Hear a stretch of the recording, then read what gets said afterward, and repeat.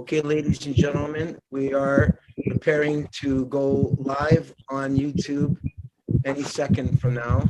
Haribo Jivan Mukta, except my businesses. Back, Jai, Hare Krishna. Okay. Vija, and Haribo. I'm just going to find a song for us.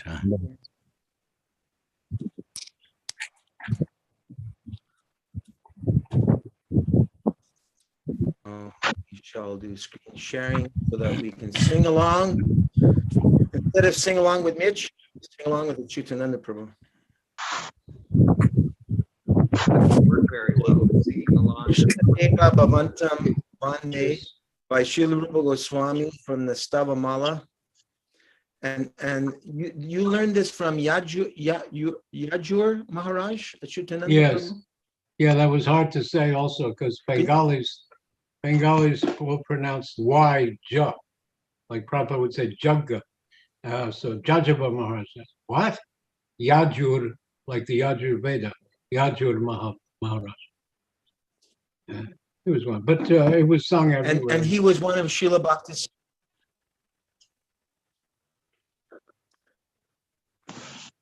Yes. He was one of Srila Bhaktisiddhanta Saraswati's disciples. Yes.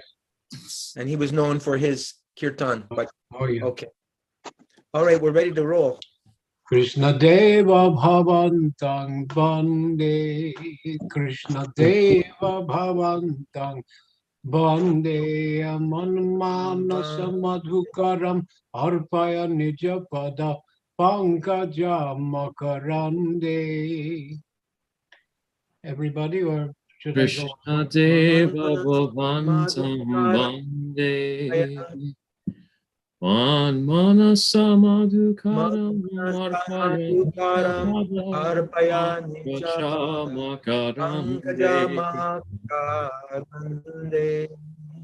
Yadyapi samadhishu vidhirapi pashyati natavanaka grama virichim idamichami nishyam yattabachuta tadapi kripatbhuta vichim Yadyapi Samadhishu vidhirapi pashyati natavanaka gramarichim Idamichami nishamya chavachyuta tadapi kripatbhuta vichim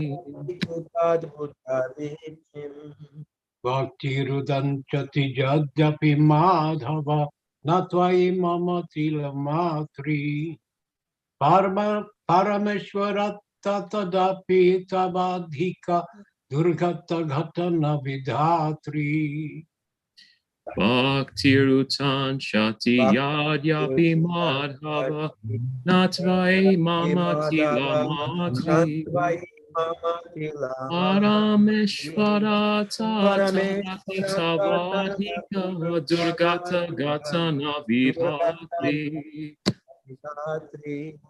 Ayamavilo yadyasanatana kalitadbhuta rasabharam Nivasatu nityamihamrita nindini vindana madhuri masaram Ayamavilo yatayadya sanatana kalitadbhuta rasabharam Nivasatu nityamiham rita nindini vindan madhuri masaram Krishna Deva Bhavantang Bande Krishna Deva Bhavantang Bande Nadeva Bhavantam Bande Krishna Deva Bhavantam Bande. So this song is by Rupa Goswami, but every songwriter will put his name in the last line, like Narottam Das or Bhakti Vinod Thakur says. But Rupa Goswami considered Sanatan Goswami his guru. So he always works in the name Sanatan at the end. He doesn't put his own name. Translation, the refrain is, O Lord Sri Krishna, I'm offering a prayer unto you. Please let the bee of my mind be offered to the, let me get rid of the pictures here. Let the bee of my mind be offered to the nectarian honey of your lotus feet. Someone else want to go, or should I go? Although Brahma in full samadhi cannot catch a glimpse of even a ray of the effulgence from the tips of your toenails, still, O Achyuta, having heard of the waves of your astonishing mercy, I long to receive your grace. O Madhava, although I don't possess even a sesame seed of bhakti for you, still by your inconceivable power, which makes the impossible possible, please fulfill the desires of my heart.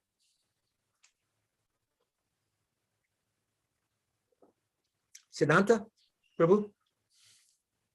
Hey, Sanatana, because your lotus feet are filled with such wonderful rasa, let the bee of my mind always reside unwaveringly in that nectar which puts everything else to shame, for they are the essence of all sweetness. This is my only prayer.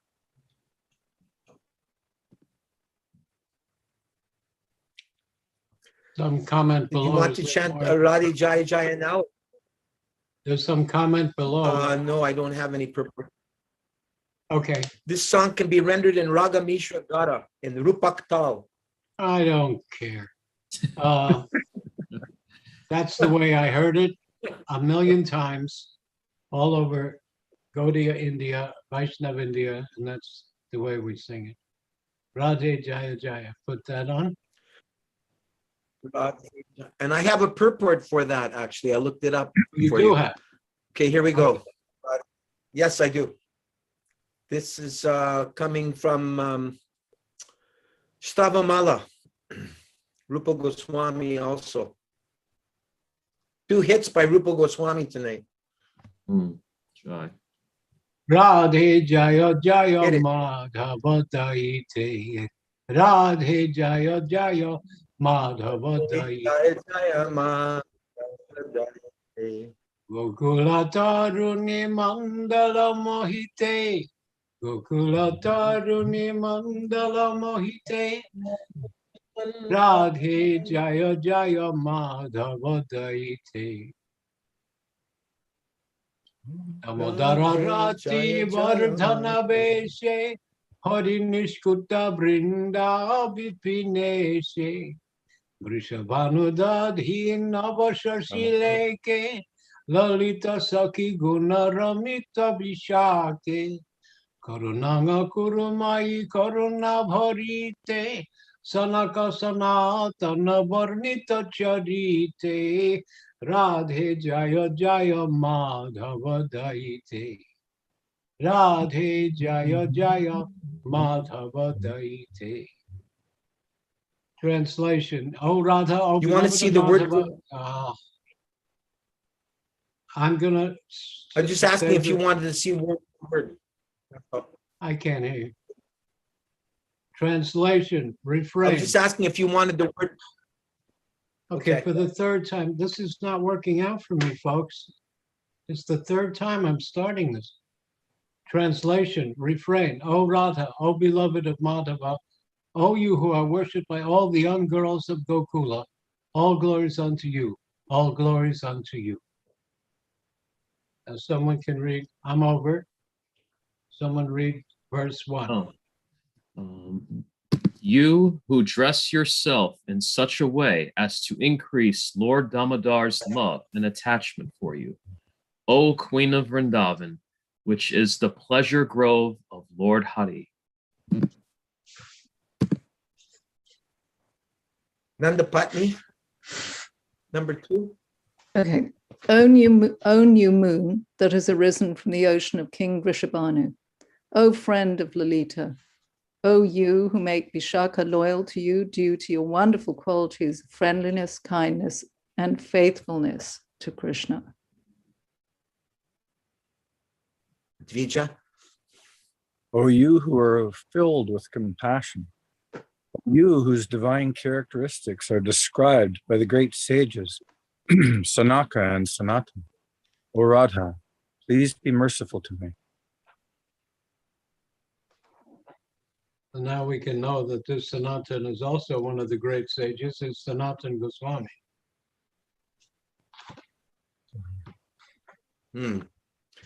Here's the purport for this. This is 1968, August 30th, Radhashtami lecture. And Prabhupada says, now there is a very nice song I shall sing if you can play on harmonium. Yes, this is Rupa Goswami's song. O Radha, O Madhava's beloved, O you whom all the young girls of Gokula worship, all glories unto you, all glories unto you.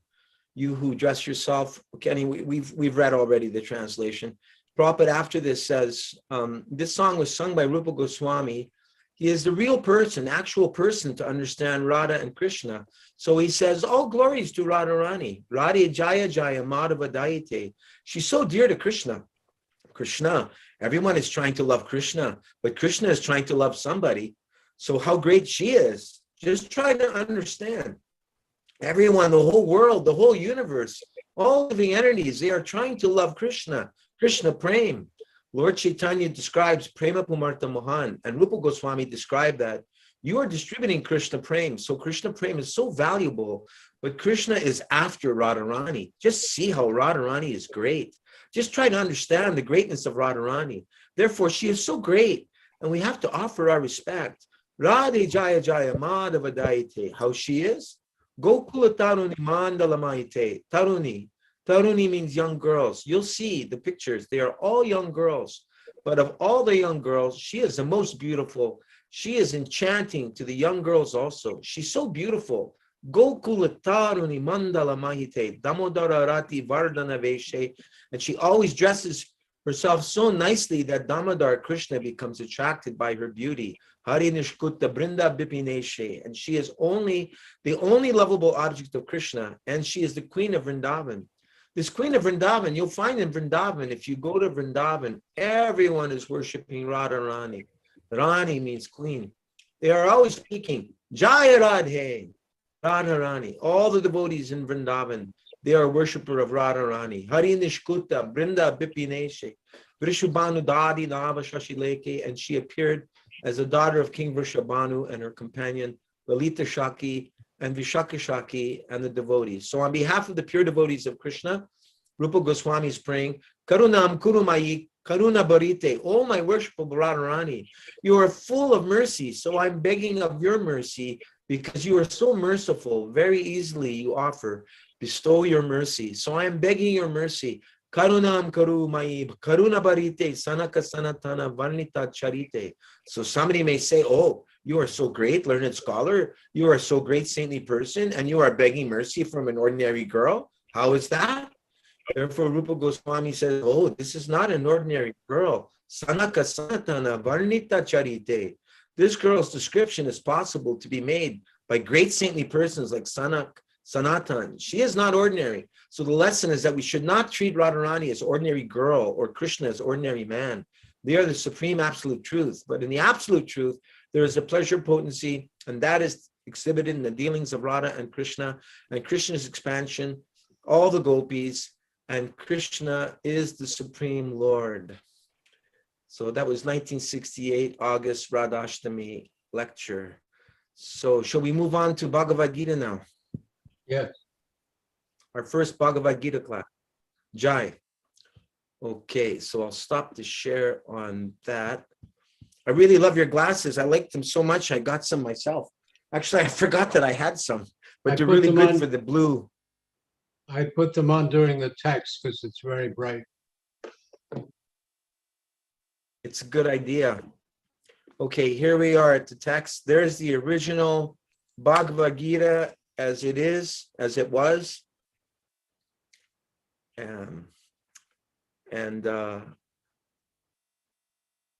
Jai. So would you, Acyutananda Prabhu, did you want to read larger chunks, or should we just read a paragraph at a time? How would you like to do this?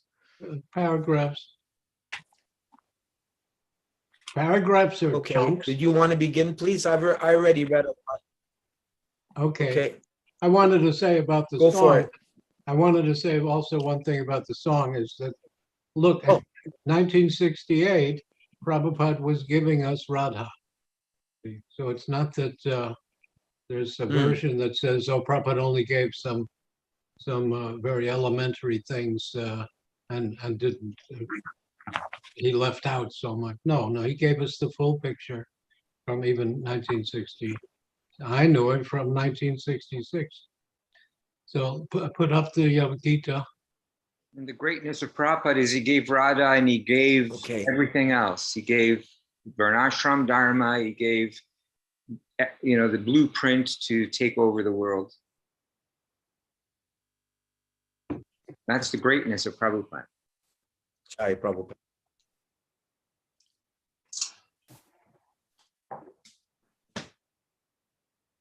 Thank you, Jivan Mukta. Great to see you. Hare Krishna. Sorry, I had to throw my 2 cents in. Forward. No, thank you. Acyutananda Prabhu. Yes. Okay. Forward. The Bhagavad Gita is the best known and most frequently translated of Vedic religious texts. Why it should be so appealing to the Western mind is an interesting question. It has drama, where its setting is the scene of 2 great armies, banners flying, drawn up opposite one another on the field, poised for battle. It has ambiguity, and the fact that Arjuna and his charioteer Krishna are carrying on their dialogue between the 2 armies suggests the indecision of Arjuna about the basic question. Should he enter battle against and kill those who are friends and kinsmen? It has mystery, as Krishna demonstrates to Arjuna his cosmic form. It has properly complicated view of the ways of religious life and treats of the paths of knowledge, works, discipline, and faith and their interrelationships, problems that have bothered adherents of other religions in other times and places. The devotion spoken of is a deliberate means of religious satisfaction, not a mere outpouring of poetic emotion. Next to the Bhagavad Purana, a long work from South India, the Gita is the text most frequently quoted in the philosophical writings of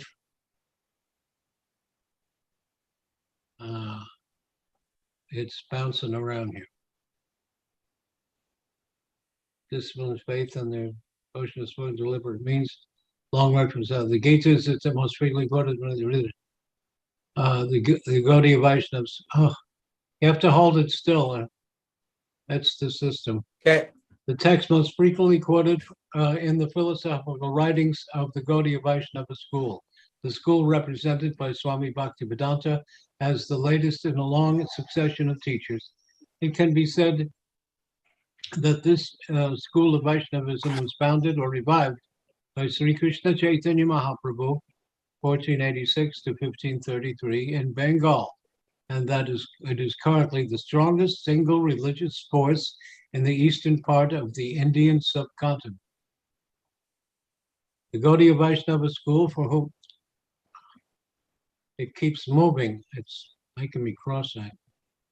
The Gaudiya Vaishnava school, for whom Krishna is himself the supreme God and not merely an incarnation of another deity, sees bhakti as an immediate and powerful religious force consisting of love between man and God.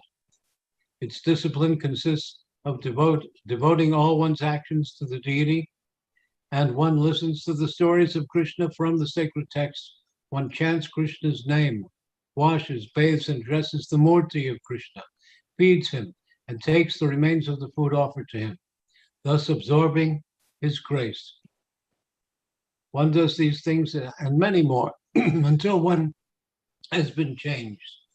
The devotee has become transformed into one close to Krishna and sees the Lord face to face. I'm done. Anything to say on that? Yeah. You know, Okay. I ride a You're bicycle. done. I like this last part a lot. He's mentioning some things in the 64 limbs of sadhana bhakti, and the nectar of devotion is touching on that. So there's an example I give. I ride bicycle. So some engineers had some fun, and they made a fake bicycle where you turn the handlebars to the right and the wheel goes to the left. You turn it to the left and the wheel goes to the right. and nobody can ride it. The man stands at one end of a stage, just a few feet apart, with $100 bills. Anybody that can ride this bike can get this $100 bill. Nobody can take one single pedal, because all of our reflexes and balance and muscles are trained to ride a regular bicycle. To ride it the other way, you have to completely reframe. So this is what we have. We have been taught every sense gratification, every reflex and every desire and every subtle subconscious thing that we have is for sense gratification, eating, sleeping, mating, defending. And the sadhana bhakti, offering food, taking the remnants, worshiping Tulsi, going to holy places, going to festivals, chanting on beads, chanting out loud, chanting, bowing down to other devotees, listening and hearing, Saravanam Kirtanam Vishnu Smaranam, remembering the stories, hearing, remembering, memorizing the stories, repeating them. All of that is to turn around all of our reflexes, emotions, and when it's our emotions are attached, that's called the bhava stage. And that, I say again and again, is the real psychotherapy. I'm done. Okay, Krishna Chandra Prabhu, would you like to continue? With pleasure.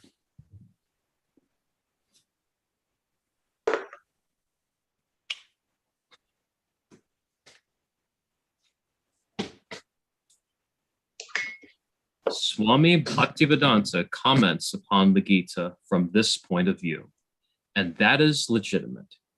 More than that, in this translation, the Western reader has the unique opportunity of seeing how a Krishna devotee interprets his own texts. It is the Vedic exegetical tradition, justly famous in action. This book is then a welcome addition from many points of view. It can serve as a valuable textbook for the college student.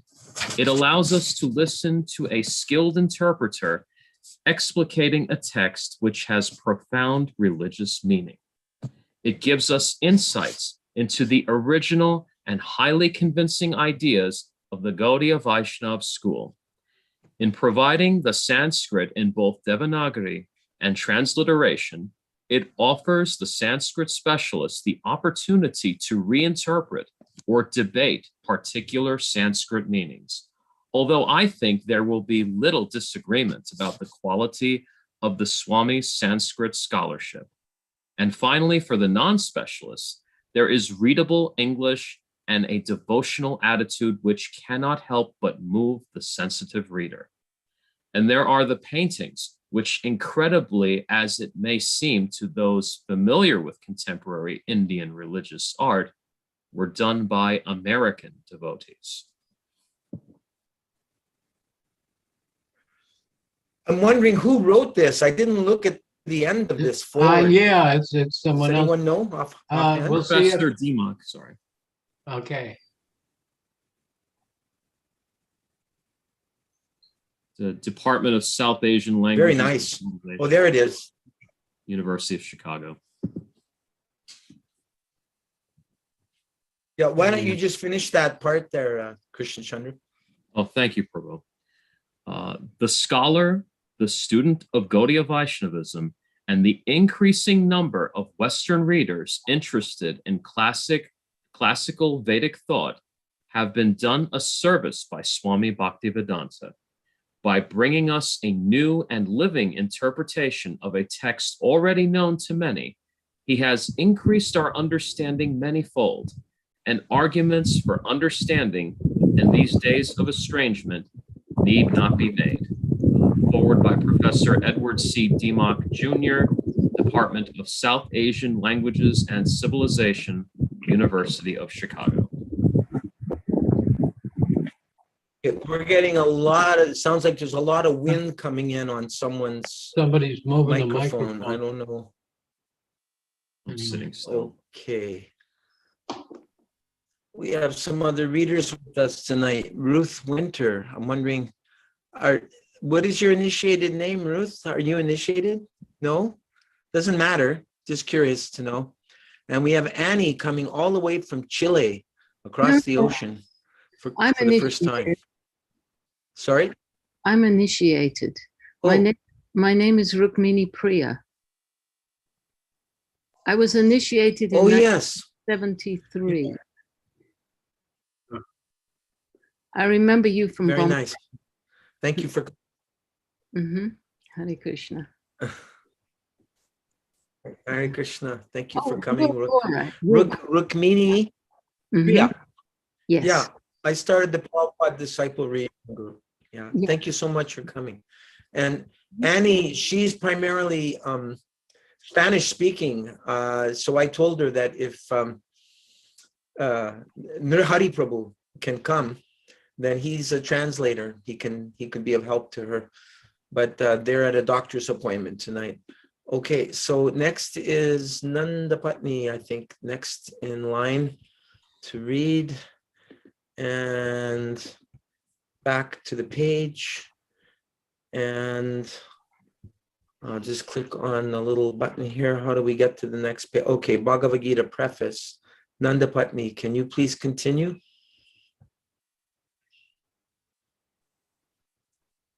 Or I just want to ask, is the preface written by Prabhupada? Yes. Oh, okay. Okay, yeah. Yeah, signed Sydney, Australia, 1971. Okay, Nanda Patni, please. Okay, you going back to the top of the page here? There you Yeah. go. Originally, I wrote Bhagavad Gita as it is, in the form in which it is presented now.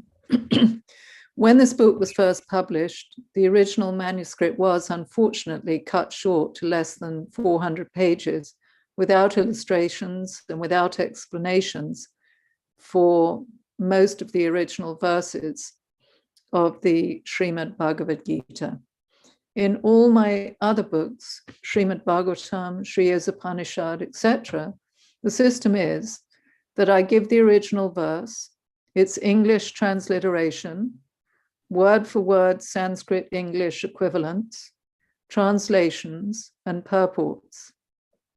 This makes the book very authentic and scholarly and makes the meaning self-evident. I was not very happy, therefore, when I had to minimize my original manuscript, but later on, when the demand for Bhagavad Gita as it is considerably increased, I was requested by many scholars and devotees to present the book in its original form, and Messrs. Macmillan and Company agreed to publish the complete edition. Thus, the present attempt is to offer the original manuscript of this great book of knowledge with full parampara explanation in order to establish the Krishna consciousness movement more soundly and progressively. Acyutananda Prabhu, so when you were first attending those classes at 26 Second Avenue, Prabhupada must have been speaking from this original manuscript of less than 400 pages? Yes, and from himself, he would talk on topics and then quote the Gita and all the other Shastras also. We didn't have he said we could read the Radha Krishna verses, but not the purports. But when this edition came out, you know that famous picture of Nanda Kumar and Prabhupada holding the book to his head? It's like, at last, the full presentation came out. I guess Macmillan saw I found it interesting. Sorry, Macmillan, what? I guess Macmillan finally saw the profit in it, then they allowed it.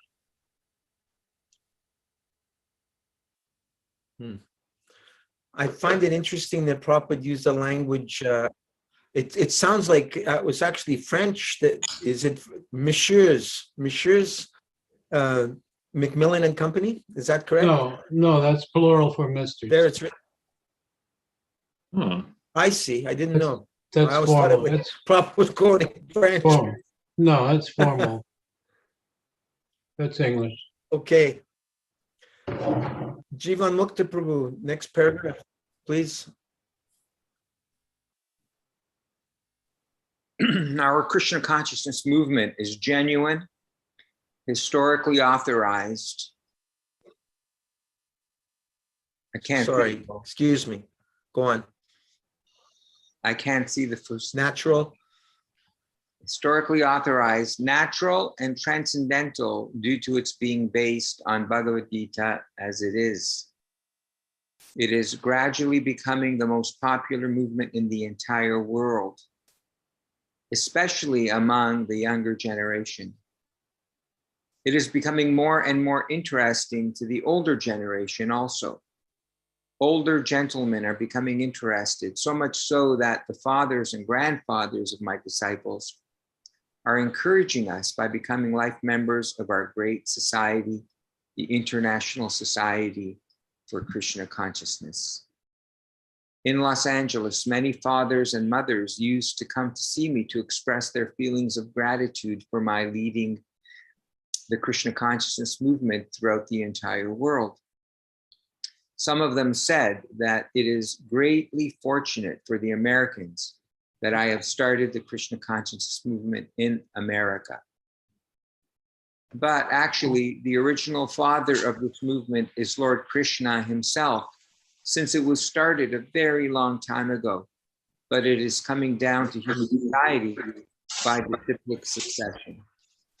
If I have any credit in this connection, it does not belong to me personally, but it is due to my eternal spiritual master, His Divine Grace, Om Vishnupad Paramahamsa Paribrajikacharya 108, Srimad Bhaktivedanta Saraswati Goswami.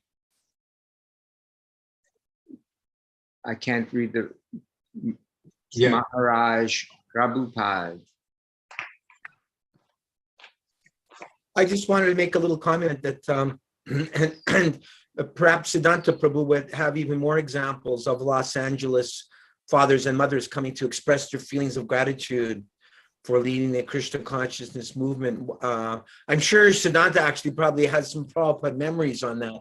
One that comes to my mind is Rose Forkash. I believe she was the mother of, what was the mother's name, Siddhanta Prabhu? Rose Forkash. Leela Shakti. You mean the daughter? Yeah. Yeah, mother. Yes. That's yes. right. Well, I have a story that I just recorded when I was up in Santa Cruz. Okay. Yes, please. You're talking about parents appreciating Prabhupada? Is that the topic? Yeah. Yeah. Okay. I was just up in Santa Cruz area, specifically Watsonville last week, and I interviewed Dikshavati. Is that her name? Nandapatni? Yes, that's her name. Yeah, Dikshavati. And she told some great Prabhupada stories. And then while I was interviewing Rasangi, Dikshavati was just about to leave. She said, Prabhupada my father met Prabhupada. And then she said that she was not sure whether she wanted to stay and be in the movement. She was having some doubts. So she went back home and she told her father, she said, Father, I don't know how she addressed him. Dad, I think I'm going to leave Krishna consciousness. And he said, don't you do it. No, you're not coming back home. You're in the right place. And she said, oh, okay. He was convinced that Prabhupada was the real deal and that this was the best thing in her life. Wow. Amazing. That's like Pushkar That's Prabhu, Pushkar's Prabhu's story. He was influenced by that, what was his name? Siddhanta Swarup. But his mother in Los Angeles or San Francisco or in California, he said, you come here, here's the real one. Here's the better one. Well, Rose, I'm sorry. No, Go ahead, Jeevan. No, go ahead. Okay. Rose, as far as Rose Forecast goes, she was in the temple room. She came down because she wanted to see what her daughter, Krishna Lila, was involved in. Lila Shakti. Leela Shakti, I'm sorry. Thank you. Yeah, I was about to call. It was Krishna Lila. Leela Shakti. And so she came to LA and with her husband. And they were listening to a class. Prabhupada was here and he gave a class. And then they opened it up for questions. She raised her hand and she said, well, why have you come so late? Because she realized that this was a good thing. And he said, because you were late. And then all the devotees in the temple room laughed. Oh, ha, ha, ha. And Prabhupada said, and you were also late. Pointing to all the other devotees that were laughing. Another time, Donavir told me that that same question or the same statement was posed to Prabhupada, where they said, why are you so late in coming to the West? And that's what the meaning of the question was. And Prabhupada said, better late than never. Yes, that waiting was awful. I have a question for Acyutananda in that regard, and I'm driving here, so I'm not going to be able to read Gora. But I've heard it said that Prabhupada was asked, how is it that in the midst of Kali Yuga, there's this peace and love movement in the kind of San Francisco and New York City, and there's this people are interested in consciousness and exploring the different religious traditions, and how is it that you've come at this time, and how is it this has come about in Kali Yuga? And I've heard it said, and I'm sure none of you can perhaps verify this, that Prabhupada said, yes, Krishna created that just so Yeah, I can well, come and preach. I'm gonna say, well, when you have a movement that's full of sin and really it also became violent, you don't call it the sinful violent movement. You call it the peace and love movement. When you're going to exploit the people, you don't call it the exploitation party. You call it the social benefit party. See? But nonetheless, there was an aspect of that was based on exploration of consciousness, exploration, going beyond the status quo. It was whether, of course, there was the nefarious, the kind of the more ignoble aspects of it, but there was a significant aspect of the whole 60s, late 60s, early 70s that was based on exploration of beyond the status quo into the meaning of life and consciousness. So I had heard that Prabhupada, when it was asked that, he said, yes, Krishna created that so I could come and preach. Do you have any experience with that? This is the eternal meaning of Dharma, Sanatana Dharma, and one of those aspects is the Dharma, Artha, Kama, Moksha. First, there's some rules and regulations, then you can get wealth. With the wealth, you get sense gratification. When you're saturated with sense gratification, then you see, and you are disappointed with it, then you go for higher moksha. How can I get liberated from this? This didn't work. We got rich, we got unlimited sense gratification, and we're still not satisfied because it was all temporary. So Prabhupada picked up on right away. He said, stay high forever is how, because there was, people were doing this and that, and then it was over in 24 hours or 47 hours. Well, they became frustrated with it. So then the next step is Dharma, Artha, Kama, then Moksha. We want to be liberated. Where is there something permanent? And Prabhupada came. And that's the first thing that we all experienced was we were singing other things and songs, and eventually you get bored with it. But Hare Krishna, George Harrison said, I started Hare Krishna chanting and I never stopped.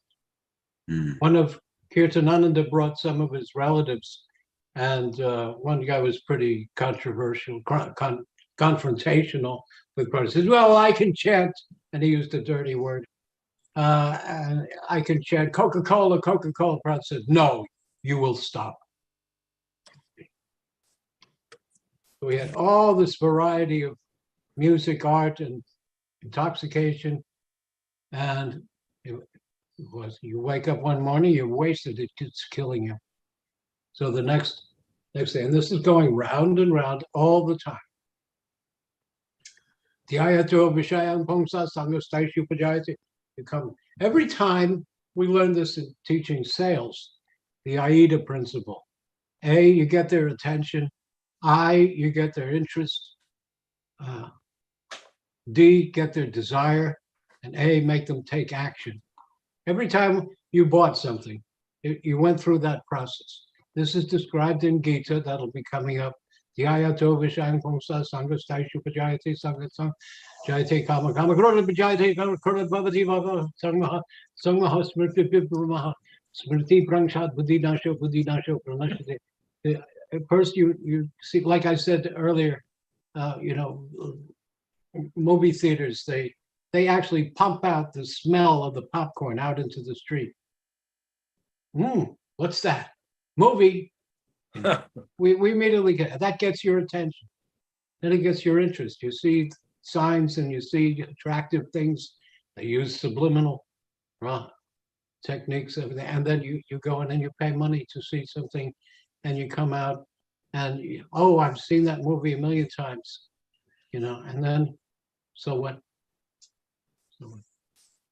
When I went to in '67, it was Prabhupada brought me to Calcutta, and it was the height of Kali Puja in Bengal, which is the biggest festival, like Carnival. What is it called in Brazil, in Rio? Carnival. Holy? Mardi Gras. Carnival. Mardi Gras. Yeah. Mardi Gras. Mardi Gras means sense gratification. And Carnival means eating meat, carne. So this is the biggest festival in there. And they were playing on the loudspeakers. Guess what? They were playing bhajans and other loud Kali thing. But most common thing that they played on the loudspeakers, these gigantic speakers, was the sound of music. They loved that. They loved that movie. They loved that movie because they're coming to Kali and they were getting sense gratification. A wealthy lady said she saw that movie 10 times. And then what? Then nothing. So we read, I was there, we read Impersonalism. That sounded like a big relief. Zen Buddhism and all these other people. But it was temporary. It doesn't last.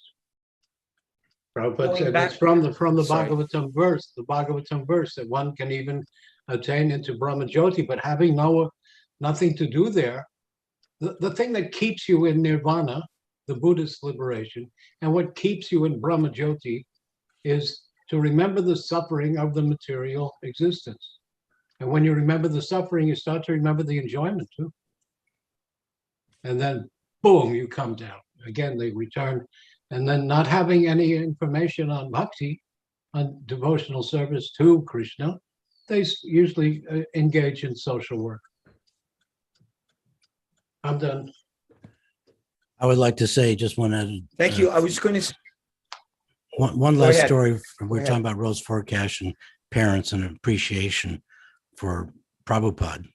And this is very significant because we think most parents are not appreciative of Krishna consciousness, but Rose's husband, his name is Sam Forcash. And she said that a year after she met Prabhupada, her parents, Leela Shakti's grandparents, came to visit from Florida. And Leela Shakti told them about her experience on Sankirtan. And Rose Forcash's mother, Leela Shakti's grandmother, said, I'd like to do that. And, and Rose's father, Leela Shakti's grandfather, said, I would too. So the devotees there gave my parents some Back to Godheads, and there they were walking up and down the street, offering Back to Godhead magazines. Every time someone would accept one, my father would clap. This is the grandfather. He was so happy that people were showing an interest. Both of them were even happier when I brought them to the temple. As we entered, my father, in his enthusiasm, again, this is Leela Shakti's grandfather, As we entered the temple, my father in his enthusiasm was so happy that I remember he bent down and kissed the door. He walked in, looked at the deities and said, "This is the nicest thing I've ever seen in my whole life." Wow. That's And amazing. Rose Wow. said, "That's something to remember." Wow. He experienced Rose the next. Forkash. Go ahead. Go ahead, Gora. Go ahead, Gora. Well, I was going to say that Rose Forkash, Lila Shakti's mother, she went on to head up, I think, one of the first folk Friends of Lord Krishna programs out of Los Angeles, which was the development of our Western congregation. Also, she would speak against the anti-cult movements that would attack ISKCON, claiming that we're mind brainwashing and mind controlling. And she would say, "No, my daughter, she's a devotee of Krishna, and she, I'm so proud of her." And I mean, she really was ready to take a bullet for Krishna. She really and also I heard Prabhupada would say to parents, maybe Siddhanta would know the exact story, but he would, upon meeting parents, he would praise the mother or the father, saying that, because your son or daughter has become a devotee of Krishna, therefore that's a sign. The son takes the qualities of the mother, or the daughter takes the qualities of the father, because, you're of a saintly disposition, therefore your daughter or your son has become a devotee because of your good influence. And Prabhupada would endear the parents of the devotees to him. One other little quick story that's in Siddhanta Prabhu's interviews is, what's her name? She's Urvasi, Mother Urvasi. She's up in, I think, Ojai. Is that how you say it? Ojai? Ojai. California? Ojai. Yeah. Ojai. Okay. Sorry. And she made some guava jam for Prabhupada. Wow. And Prabhupada was so pleased because he has a little boy. He used to have guava jam as a boy. It was one of his favorites. It's in Jamuna's cookbook. Siddhanta, you want to say something more? Well, just one added story to show you how pious Leela Shakti's grandparents were. That Rose said, as a matter of fact, my father had signed up for he and my mother to move into the temple in South Florida, where they lived. Wow. On one walk I took with my father, I said, Pop, that's fine, but you can't smoke any cigars. He said, I only smoke one. I said, not even one, Pop. He took the cigar out of his pocket, broke it in half, and said, okay, I'm done. Wow. Wow. That's amazing. That's so enlightening. Lava Matra. Yes. What a pious family. Not all of our parents were so. No, but Yeah, you got to sure. appreciate the ones that are. And then she said one last story, and I'll be quiet.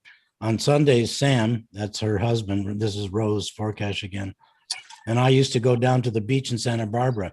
There was always a gathering of artists, and we got to meet many people from the movie industry. It was Meryl Streep, I remember, who bought some cookies from us, and as she picked up the package, she looked at it and said, "Oh, this is the Hare Krishna. How do you say it?" We chanted the mantra, and she chanted with us, which was very nice. Oh, Wow. incredible. Nice. Wow. Wonderful preaching. Incredible. But Orion, Prabhu, did you have something else to say? But Orion? No, I was just amazed how they went on Sankirtan and her grandparents were experiencing the nectar of giving Krishna to others, to uplifting fallen souls, so much so that when they got that direct experience, and it just enlivened him so much that when he came back to the temple, he just was in complete ecstasy. Because it's such a simple thing, giving Krishna to others, but Krishna becomes so pleased, and they experience that so profoundly. It just really struck me how the simple innocence of that. Oh, I want to do this. Oh, that sounds like fun. I want to give out these magazines. And they got to experience the nectar of Sankirtan. It was pretty amazing. How the granddaughter Right. became senior to them in the sense because she became their Vartma Pradaksha guru. Right. That's true. That Prabhupada would quote, "The child is the father of man." Wonderful. Rukmini Priya, would you like to read a paragraph, please? Rukmini Priya, I'm actually next very paragraph. I'm actually very shy, and this is my first Zoom. I just sort of was skimming through Facebook, and I clicked on this. So I'm really too Oh, shy. good. I'm too shy to do that. I'm sorry. Really? I'm not going to twist your arm, but there's just a paragraph on the screen for you. If you don't want to do it, I'll pass on. Okay. Pass on. But you were a Sankirtan devotee, so you were a full-on Sankirtan devotee. You were huge. So it's very unusual to hear that you're shy. Well, that's this proper way. A lion on the chase, a lamb at home, right? Isn't that what Prabhupada said? Right. Maybe That's I'm So still sizing everything up. she's being a lamb to me. I'm Tom being- Prabhu, we haven't seen you for a couple sessions. Welcome back, Tom. Would you like to read the next paragraph, please? Sure. If personally.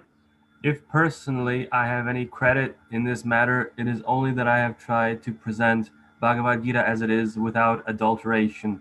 Before my presentation of Bhagavad Gita as it is, almost all the English editions of Bhagavad Gita were introduced to fulfill someone's personal ambition. But our attempt in presenting Bhagavad Gita as it is to present the mission of the Supreme Personality of Godhead, Krishna. Our business is to present the will of Krishna, not that of any mundane speculator like the politician, philosopher, or scientist, where they have very little knowledge of Krishna despite all their other knowledge. When Krishna says, Manmana bhava mad bhakto mad yaji mam namaskuru, etc., we, unlike the so-called scholars, do not say that Krishna and his inner spirit are different. Krishna is absolute, and there is no difference between Krishna's name, Krishna's form, Krishna's quality, Krishna's pastimes, etc. This absolute position of Krishna is difficult to understand for any person who is not a devotee of Krishna in the parampara, disciplic succession system. Generally, the so-called scholars, politicians, philosophers, and swamis, without perfect knowledge of Krishna, try to banish or kill Krishna when writing commentary on Bhagavad Gita. Such unauthorized commentary upon Bhagavad Gita is known as Mayavadi Bhasya, and Lord Chaitanya has warned us about these unauthorized men. Lord Chaitanya clearly says that anyone who tries to understand Bhagavad Gita from the Mayavadi point of view will commit a great blunder. The result of such a blunder will be that the misguided student of Bhagavad Gita will certainly be bewildered on the path of spiritual guidance and will not be able to go back home, back to Godhead. Acyutananda Prabhu, any comment on this paragraph? Not now. I just, what I was saying before about a funny thing is they say capitalism is man exploiting man, and communism is the other way around.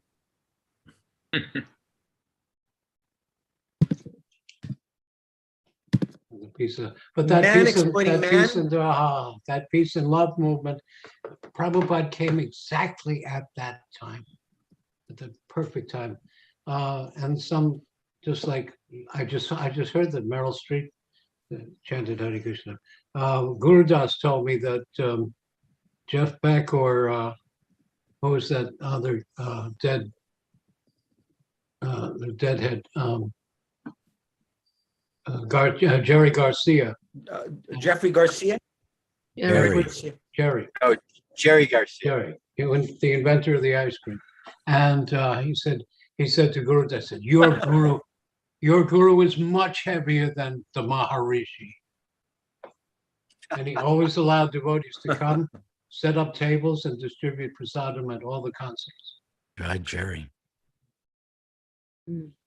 I have one story. And to this day, to this day, I'll just say quickly, Siddhanta, to this day, and Badarayan Prabhu would probably know about this. When I used to live in America, we would go and do Lollapalooza or the Warp Tours to distribute books because tens of thousands of kids would come to them. And similarly, whenever the Grateful Dead were doing a tour, I don't know if because of the lockdown now, but the devotees would follow the Deadhead tours, and because the kids that attend the Grateful Dead concerts, they'd always be very receptive to Krishna consciousness. Yeah, right, I used to follow the Dead tour. So we used to they used to set up what was called the marketplace, And so it would be kind of some kind of area in some area of the parking lot. And a few concerts, I would just go and set up a blanket and put all of Prabhupada's books, different, not all of Prabhupada's books, but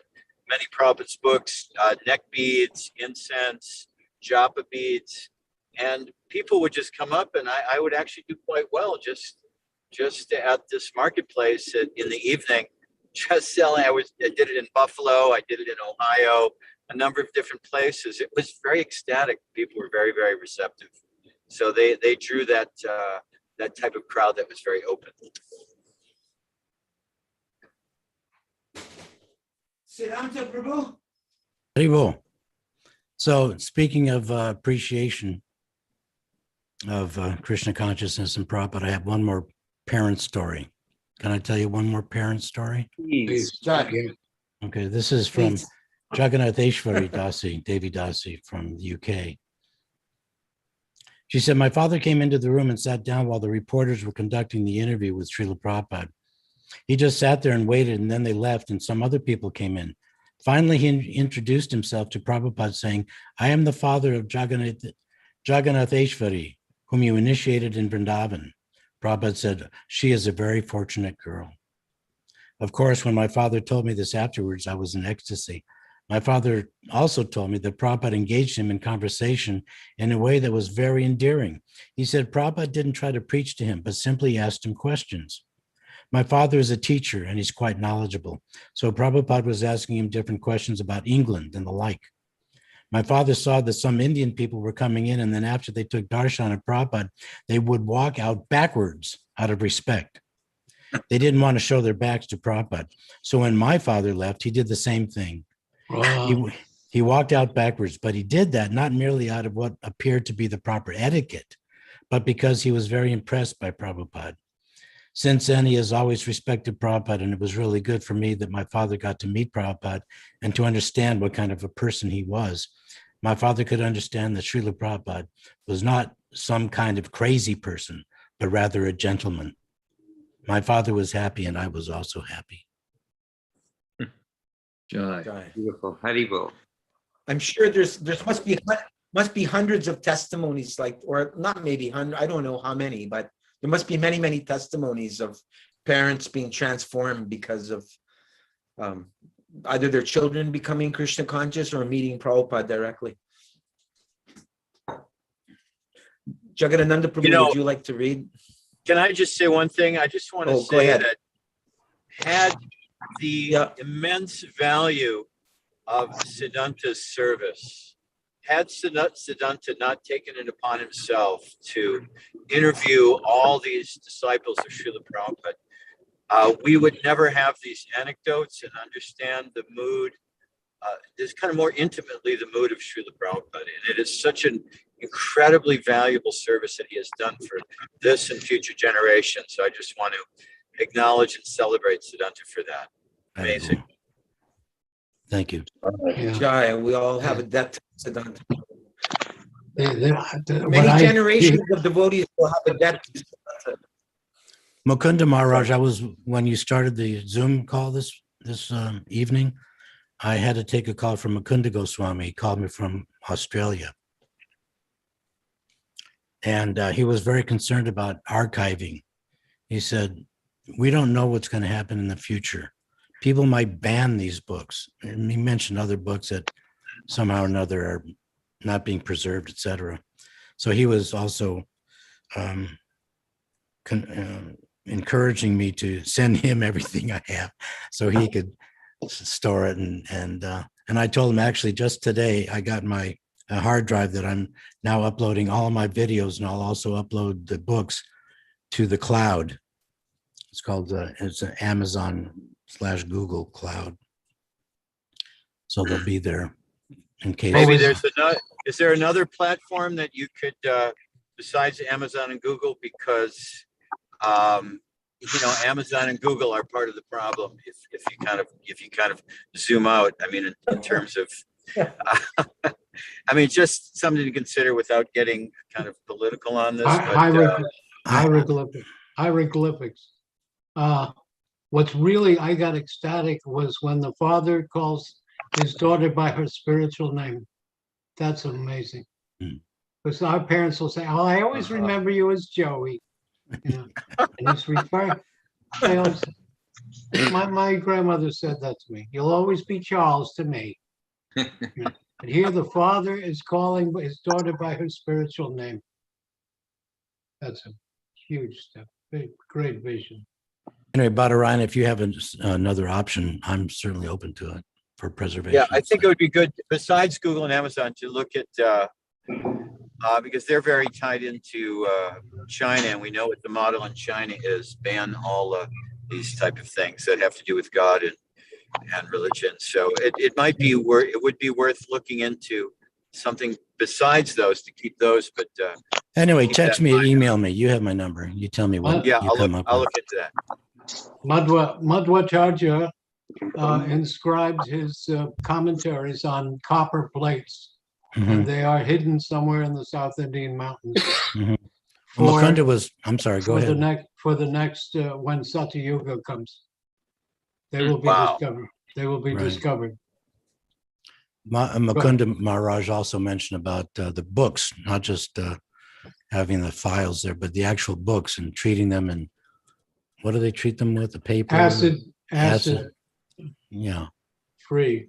So he was suggesting that and burying them someplace as well. So on the same wavelength. That's Ekanath Prabhu's seva. Ekanath Prabhu, Yeah. I mean, he struggles. He told me he's not able to get very much from the GBC each year. I mean, I'm not trying to knock the GBC here, but he's expressed to me that there was one devotee in Scotland, like he has to go to private donors in order, because he showed me photos. He said every president of the United States, whether it's Gerald Ford or Johnson or the Kennedys, they all have their own private library.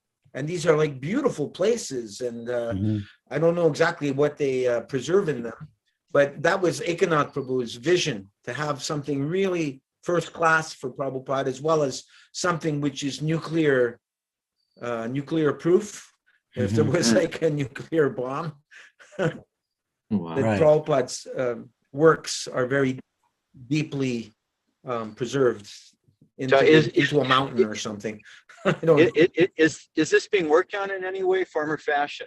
I'm just curious. Do you know, Siddhanta, is there kind of some GBC committee that has this directive? I don't know. I'm not in that loop. Yeah. Ask Ekanath. Yeah. Ekanath Prabhu. Okay, Jagannananda Prabhu, here's your chance. Please read something to us. Yes, Our only Prabhu. purpose. Don't be shy.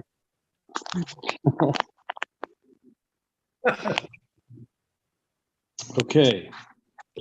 Our only purpose is to present the Bhagavad Gita as it is in order to guide the conditioned student to the same purpose for which Krishna descends to this planet once in a day of Brahma, or every 8,600,000. Yeah.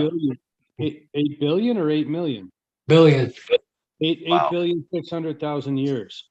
This purpose is stated in the Bhagavad Gita, and we have to accept it as it is. Otherwise, there is no point in trying to understand the Bhagavad Gita and its speaker, Lord Krishna.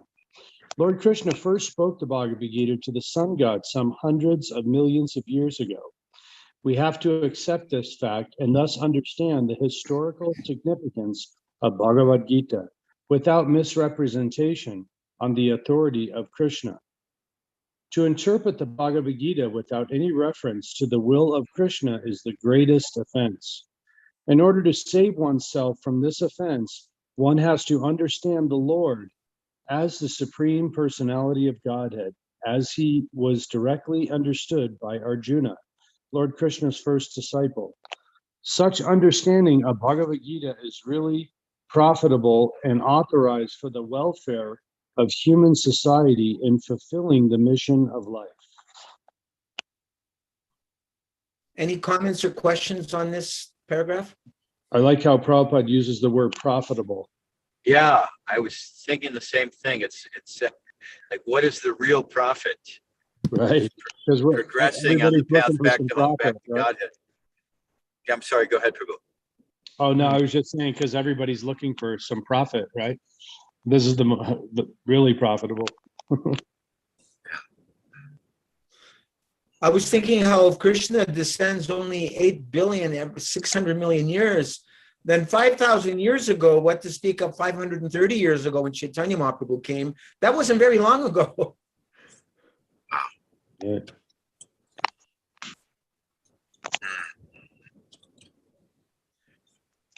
May I say Nitya one? Leela Devi Dasi has come all. Yes, go ahead, Krishna Chandra Prabhu.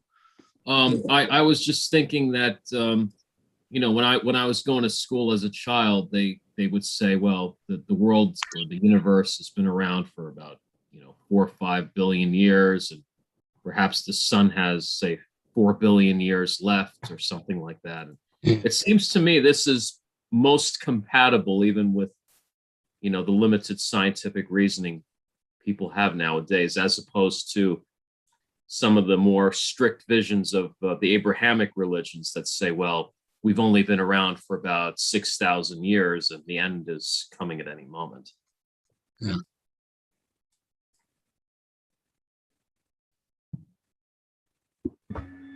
Carl Sagan. Carl Sagan used to say Sorry, that. go on. I was just saying that Carl Sagan used to say that the Vedic literatures are the closest scripture to kind of modern scientific understanding in terms of the kind of length and breadth and history of the planetary systems. Oh, very good. I didn't know that. Very good.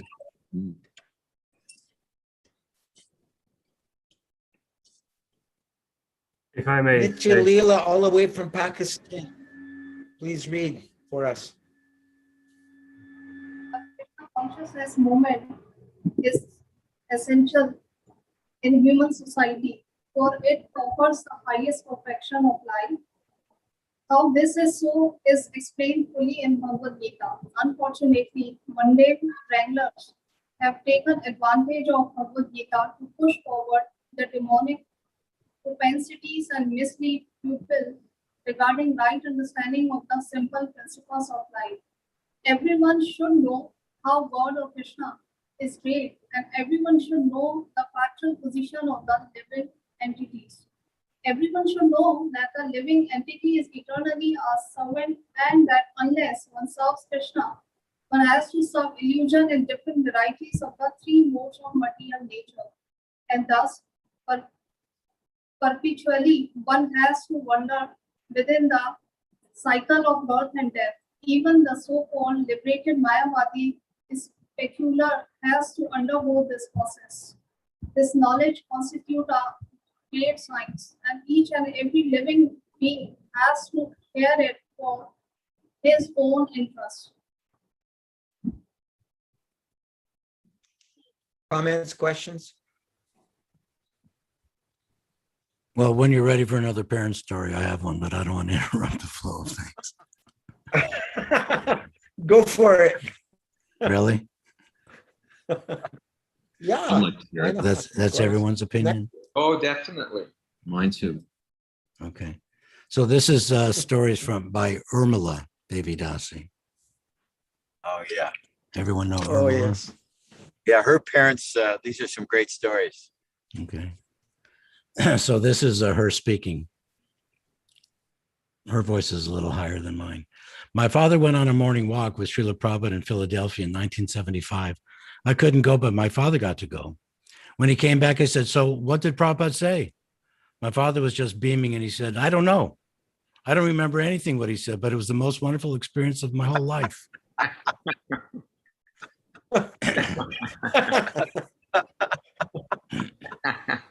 And then, excuse me.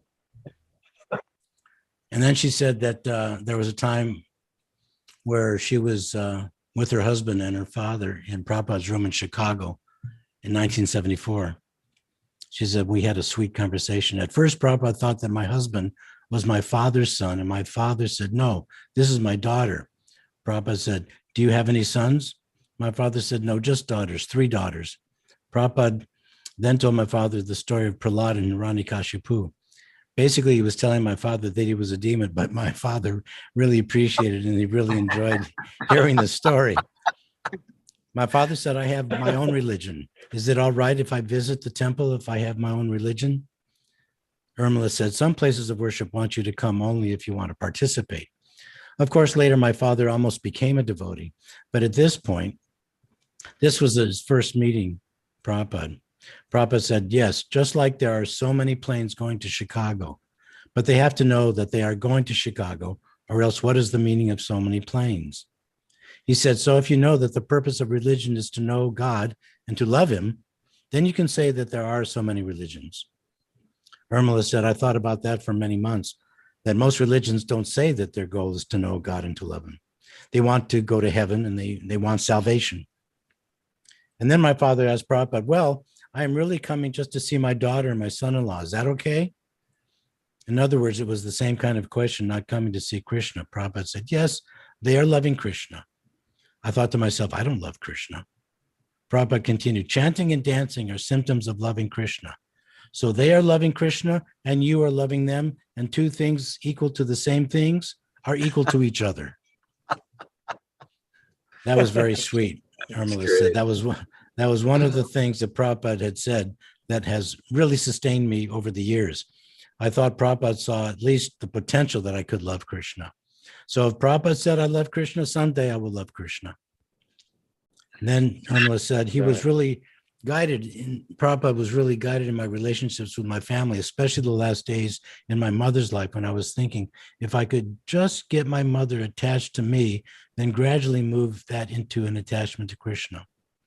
My father also asked at that time, why are you so anxious? This is asking to Prabhupada. Why are you so anxious to give everyone your food, even if they do not know anything about your philosophy? Prabhupada said, do you believe in infection? My father said, yes. Prabhupada said, just like if you eat the food of a sick person, you will be infected with their disease. In the same way, if you eat the food that Krishna has eaten, you'll become infected with Krishna's disease. So that was very wonderful. When we walked out of the room, my father looked at me and said, now I understand why you have joined this movement. This is a genuine holy man. Yeah. Right. And that's it for my parents' stories. It's reminding me of the story of the man holding Bhagavad Gita and crying in ecstasy. Mhm. And people said, what are you crying about? You're illiterate. You can't read a word in there. He says, I'm just holding this and thinking of Krishna that would become the charioteer of his friend in the middle of a battle. And he would be volunteered to be his charioteer. What a friendship that is. But he didn't have to understand all. I think there's also in Ramanuja had a disciple that was illiterate. And there was a big lecture of Ramanuja, and this young man was across the river, and Ramanuja wasn't speaking. So they said, "Are you going to speak?" He says, "No. You see that man across the river? Bring him over here. He's got. Well, he doesn't know anything. Bring him over here. You lecture." And he lectured for hours.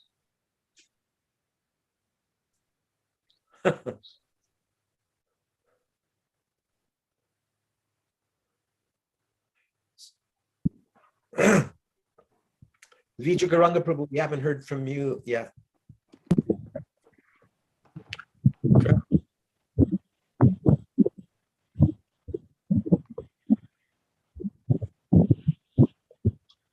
People in general, especially in this age of Kali, are enamored by the external energy of Krishna, and they wrongly think that by advancement of material comforts, every man will be happy.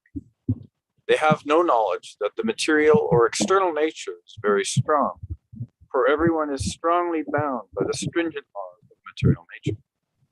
A living entity is happily the part and parcel of the Lord, and thus his natural function is to render immediate service to the Lord.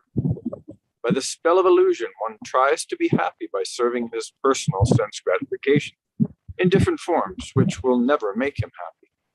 Instead of satisfying his own personal material senses, he has to satisfy the senses of the Lord.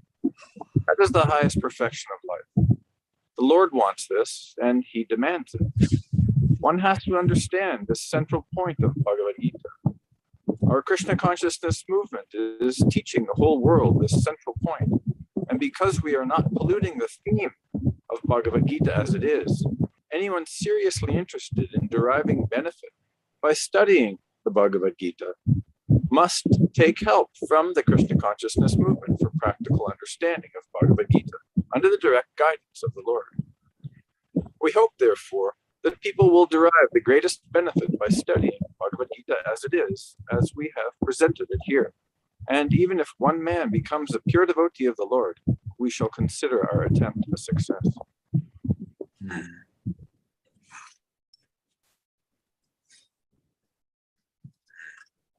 That's a statement by Chanakya Pandit, that there may be so many stars in the sky, but when the one moon appears, Prabhupada said he was trying to make a moon, right? He was trying to make pure devotee, one pure devotee, if he could. Signed, A.C. Bhaktivedanta Swami, May 12, 1971, Sydney, Australia. Now we have with us tonight, as in addition to Rukmini Priya, we have Annie, who's come all the way from Chile. Annie, would you like to try to read a little English? We'll help you. She's a little shy about her. She's studying English in school right now. Annie, can you hear? Mucho gusto, Annie. Hare Krishna. Are you there? Probably Annie. Hola, buenas noches. Annie. Is that how you? Hare Krishna, Annie. Would you like to try to practice your English? What do you think? Read some introduction of Bhagavad Gita. No entiendo Well, this is mucho. all the Sanskrit here. Okay. She says she doesn't understand. Okay. Do you understand Spanish? No. Huh? Me? No. Poquito? Poco, Okay. poquito. So, poco. Entiendo más Okay. leyendo que Acyutananda. hablándolo. She understands but doesn't speak well. I didn't get that. And Nrihari Okay, is not okay. here. Muchas gracias. Nrihari is not here to Yeah, help. Nirahari is not here. Hermosa clase, gracias. Okay. Okay. Hare Krishna. Om Jnana Hare Timirandasya Krishna. Jnananjana Salakaya Chakshurun Militangena Tasmai Sri Gurave Namah. Sri Chaitanya Manobishtam Stapitam Jena Bhutale Swayam Rupa Gadamayang Dadati Swapadantika. I was born in the darkest ignorance, and my spiritual master opened my eyes with the torch of knowledge. I offer my respectful obeisances unto him. When will Srila Rupa Goswami Prabhupada, who is established within this material world, a mission to fulfill the desire of Lord Chaitanya, give me shelter under his lotus feet? Vande Ham Sri Guru Sri Jatapada Kamalam Sri Gurun Vaishnavangscha Sri Rupang Sagrajatam Sahagana Raghunathang Vitang Sang Tang Sajivam Sadvaitam Savadhutam Parijana Sahitam Krishna Chaitanya Devam Sri Radha Krishna Padan Sahagana Lalita Sri Vishakam Vitangscha. I offer my respectful obeisances unto the lotus feet of my spiritual master and unto the feet of all Vaishnavas. I offer my respectful obeisances unto the lotus feet of Srila Rupa Goswami, along with his elder brother Sanatana Goswami, as well as Raghunath Das and Raghunath Bhatta, Gopal Bhatta, and Srila Jiva Goswami. I offer my respectful obeisances unto Lord Krishna Chaitanya and Lord Nityananda, along with Advaita Acharya, Gadadhar, Srivas, and other devotees. I offer my respectful obeisances to Srimati Radharani and Krishna, along with their associates, Sri Lalita and Vishaka. Someone else? Shall I go to? Hey Krishna Karuna Sindhu Dinabando Jagatpate Gopesha Gopeka Kanta Radha Kanta Namostute. Oh, my dear Krishna, you are the friend of the distressed and the source of creation. You are the master of the gopis and the lover of Radharani. I offer my respectful obeisances unto you. Tapta Kanchana Gaurangi Radhe Vrindavaneshwari Vrishabhanu Sute Devi Pranamami Hari Priye. I offer my respects to Radharani, whose bodily complexion is like molten gold, and who is the queen of Vrindavan. You are the daughter of King Vrishabhanu, and you are very dear to Lord Krishna. Krishna Chandra Prabhu. Oh, yes, thank you. Vansha kalpa tarubhyascha kripa sindhubhya evacha patitanam bhavanebhyo vaishnavebhyo namo namaha. I offer my respectful obeisances unto all the Vaishnav devotees of the Lord, who can fulfill the desires of everyone, just like desire trees, and who are full of compassion for the fallen souls. Shri Krishna Chaitanya Prabhu Nityananda Shri Advaita Gadadhara Shiva Sadi Gaura Bhakta Vrinda.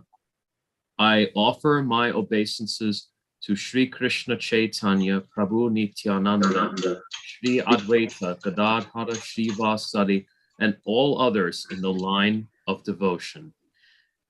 Hare Krishna, Krishna Krishna, Hare Hare, Hare Rama, Rama Rama, Hare Hare. Bhagavad Gita is also known as Gitopanishad. It is the essence of Vedic knowledge and one of the most important Upanishads in Vedic literature. Of course, there are many commentaries in English on the Bhagavad Gita, and one may question the necessity for another one. This present edition can be explained in the following way. Recently, an American lady asked me to recommend an English translation of Bhagavad Gita. Of course, in America, there are so many editions of Bhagavad Gita available in English, but as far as I have seen, not only in America, but also in India, none of them can be strictly said to be authoritative, because in almost every one of them, the commentator has expressed his own opinions without touching the spirit of Bhagavad Gita as it is.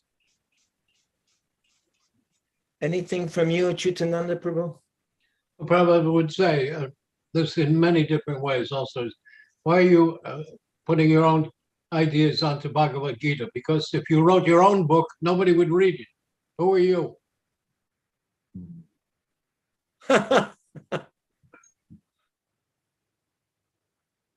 I just wanted to make a comment in the invocation there of all those wonderful shlokas, that despite the Bhagavad Gita being the ABCs of Krishna consciousness and spiritual life, the invocation is of the most elevated devotees. You know, we're offering respects to the Goswamis, to Radharani, and so even though it's Lord Krishna in his form as Vishnu, we could say, it's not Krishna Vrindavan Krishna, it's not Krishna, playing in the forests of Braj or anything to that extent. Still, the invocation is to that Lord Krishna. All of the forms, all aspects of Lord Krishna are contained in this Bhagavad Gita.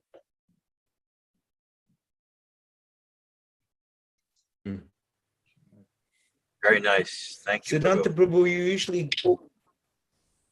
you usually go around this time, Siddhanta Prabhu, so could you please read this paragraph?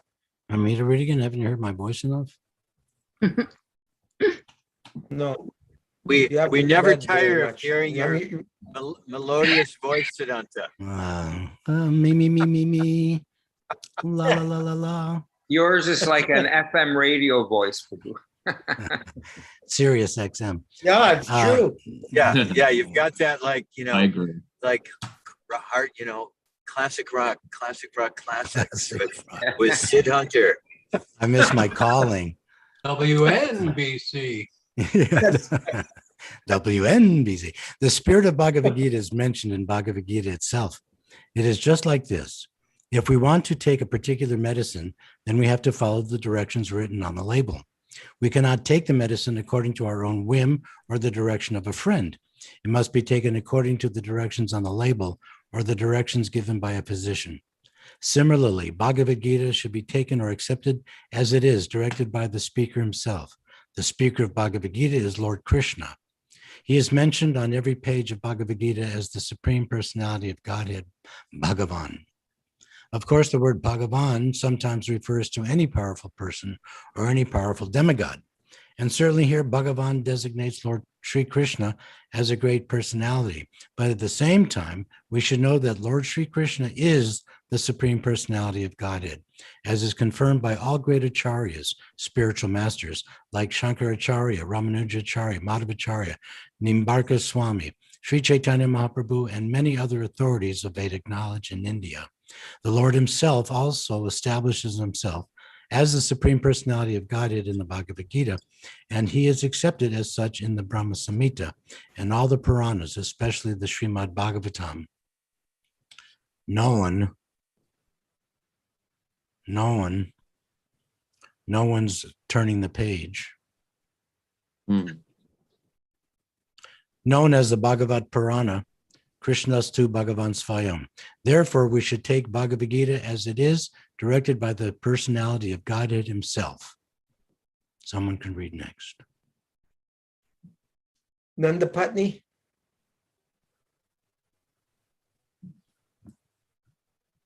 Okay. In the 4th chapter of the Gita, the Lord says, Imam Vishvashvate Yogam Proktavam Aham Avyayam. Vishvasvan Manave Praha Mano Ikshvakave Bravit. Evam Frampra Praptam Imam Raja Saryovidu.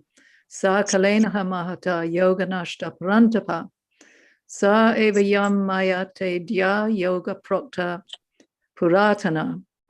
Bhaktosime Saka Cheti Rahasyam Yetad Uttamam.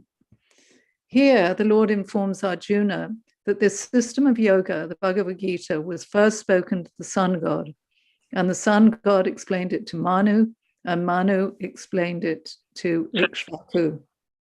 And in that way, disciplic succession, one speaker after another, this yoga system has been coming down. But in the course of time, it has become lost. Consequently, the Lord has to speak it again, this time to Arjuna on the battlefield of Kurukshetra. Jiva Mukta Prabhu. I just wanted to say that, if we consider what's going on here, we're reading a book and the supposed author of the book is saying that he's God, that he's the Supreme Personality of Godhead. So either this person is totally insane, deluded beyond, hope, or there's some merit to it. Like, you can't just avoid something like that, you can't just say, oh, okay, Krishna says he's God and he spoke this to the sun god. And so either it's something that is totally fabricated, or this person is totally insane, or you have to examine this and consider that there's some credibility to this. And of course, as we go on, there's the Bhagavad Gita is presented in such an incredibly, sane way. I mean, the philosophy is so profound and it's so logical. Everything is so logical and makes such perfect sense that the option of saying that this is an insane individual is basically out the window. You can't say that.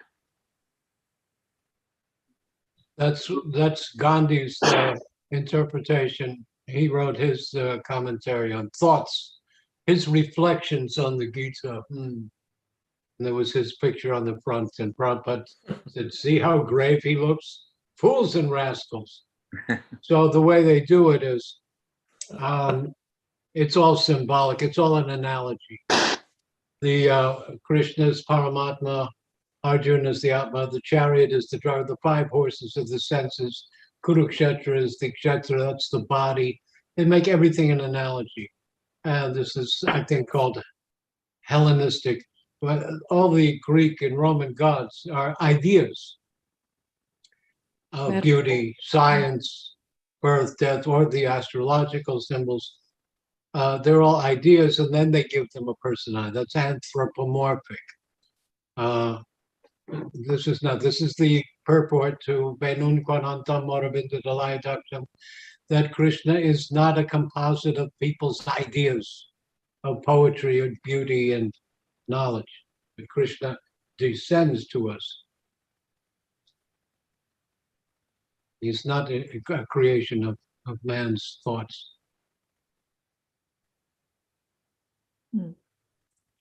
Anyway, to avoid bowing down, Prabhupada would quote so many times the purport by Dr. Radhakrishnan, Manmana Bhava Mad Bhakto Madhyaji Man Namaskuru. And then Radhakrishna writes, it is not to the person of Krishna that we should bow down. His lip was quivering. Why he says not to? Krishna is saying bow down to me, and he says not to Krishna, but to the consciousness within Krishna. This is Mayavad.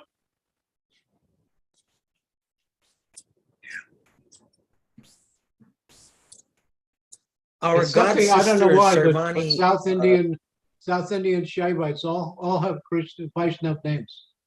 I don't get it.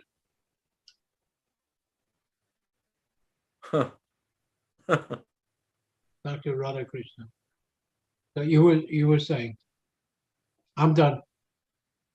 Yeah, I see that our dear god sister Sarvani Devi Dasi has joined us. She has been valiantly helping me to preserve the peace and harmony in our Srila Prabhupada's disciples, my godbrothers and god sisters group since 2015. She is a conflict resolutionist.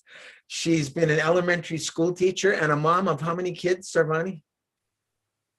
5. 5. Yeah. You're almost up to the level of responsibility of Jivan Mukta with 7 kids. So would you please read the next paragraph for us, Sarvani? I'll certainly try. You're the only one that didn't read it. Okay. He tells Arjuna. Although I can't see anything but black. I don't see this. Okay, there we go. Okay. He tells, oh, you know what? I've got all the pictures on the side. How do I get rid of everybody here so I can see the full script? There's a minus sign in the upper left. Okay. Stop video. It's on the upper right of mine. Above the pictures. Okay. No, not down there. See, I fouled everything up already. Okay, there's a plus and a minus. Okay, hang on. Right. It goes away. Just oh. It keeps disappearing on me. The entire window or just the? No, just the little box. That's okay. Wait, I have to go above it. Let me see. Oh, now it's gone. Oy vey. Can you see the screen now? Abyssal Yiddish everything. Boy, Gewalt. Wait a minute. I don't think so. She's a Thompson. Yeah. Oh boy. Yeah, I can't find it, you guys. So I won't read. I'll just listen. Okay, Jivan Mukta, please continue. I'm going to have to pass because I've got some characters lighting up some fireworks right next to my home here. I could hear them. Oh. I mean, I could try, but you're going to hear fireworks, I think, in the background. Well, go ahead. Oh, I did it. Okay. Go ahead then.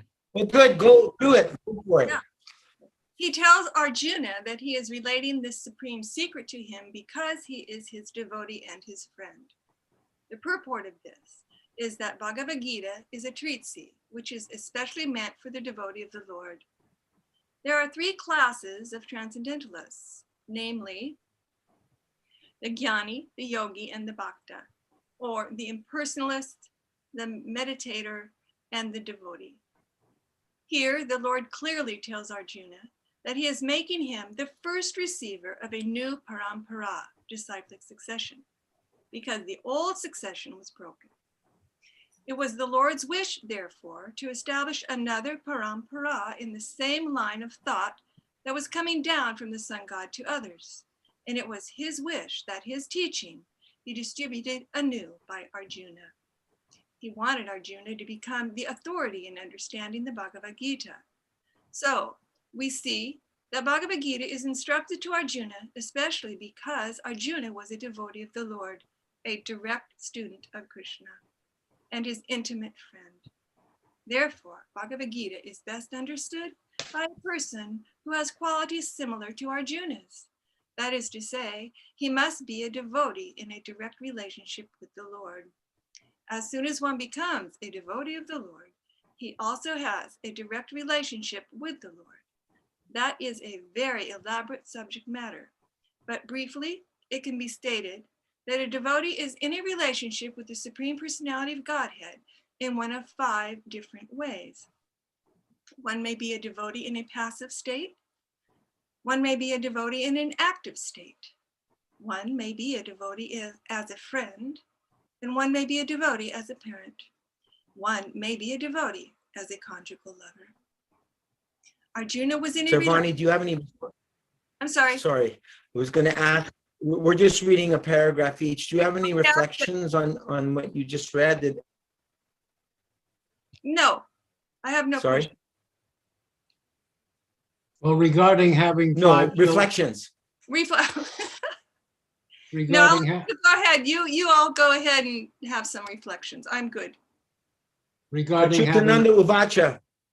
Regarding having 5 children and 7 children, when we were in South India, we had the 16 millimeter, about half-an-hour movie, and our projector didn't work. So the family planning of India group had a projector, and they volunteered to show our movie. But we have to operate the machine. Yeah, you go ahead and show the Hare Krishna movie, first documentary. So when it was over, I said, so how is your movement going? He says, not very well. I said, why not? He says, they say 1 more mouth to feed is 2 more hands to work. There was a big, America had told India, unless you govern your population, we'll cut off aid. So there was a big sterilization movement going on, headed by Sanjay Gandhi. And they were snipping in a big movement. But the family planning movement was not popular in the villages. So have more children, and there'll be more devotees. 5 more fingers to chant japa and work cards also. I've done my part.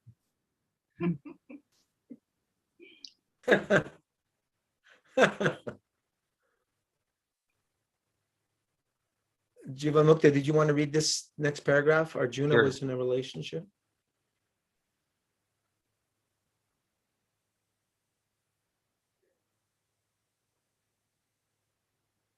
Arjuna was in a relationship. Jivanmukta. Sorry. Arjuna was in a relate. Could you hear all this nonsense behind you? Yeah. Yeah. Okay. I'm gonna mute myself. Yeah, it's no good. I'll do it. Yeah, Arjuna was okay, in a relationship let's- with the Lord as a friend. Of course, there is a gulf of difference between this friendship and the friendship found in the material world. This is transcendental friendship, which cannot be had by everyone. Of course, everyone has a particular relationship with the Lord, and that relationship is evoked by the perfection of devotional service. But in the present status of our life, we have not only forgotten the Supreme Lord, but we have forgotten our eternal relationship with the Lord. Every living being out of many, many billions and trillions of living beings has a particular relationship with the Lord eternally. That is called Swarupa. By the process of devotional service, one can revive that Swarupa, and that stage is called Swarupa Siddhi, perfection of one's constitutional position. So Arjuna was a devotee, and he was in touch with the Supreme Lord in friendship.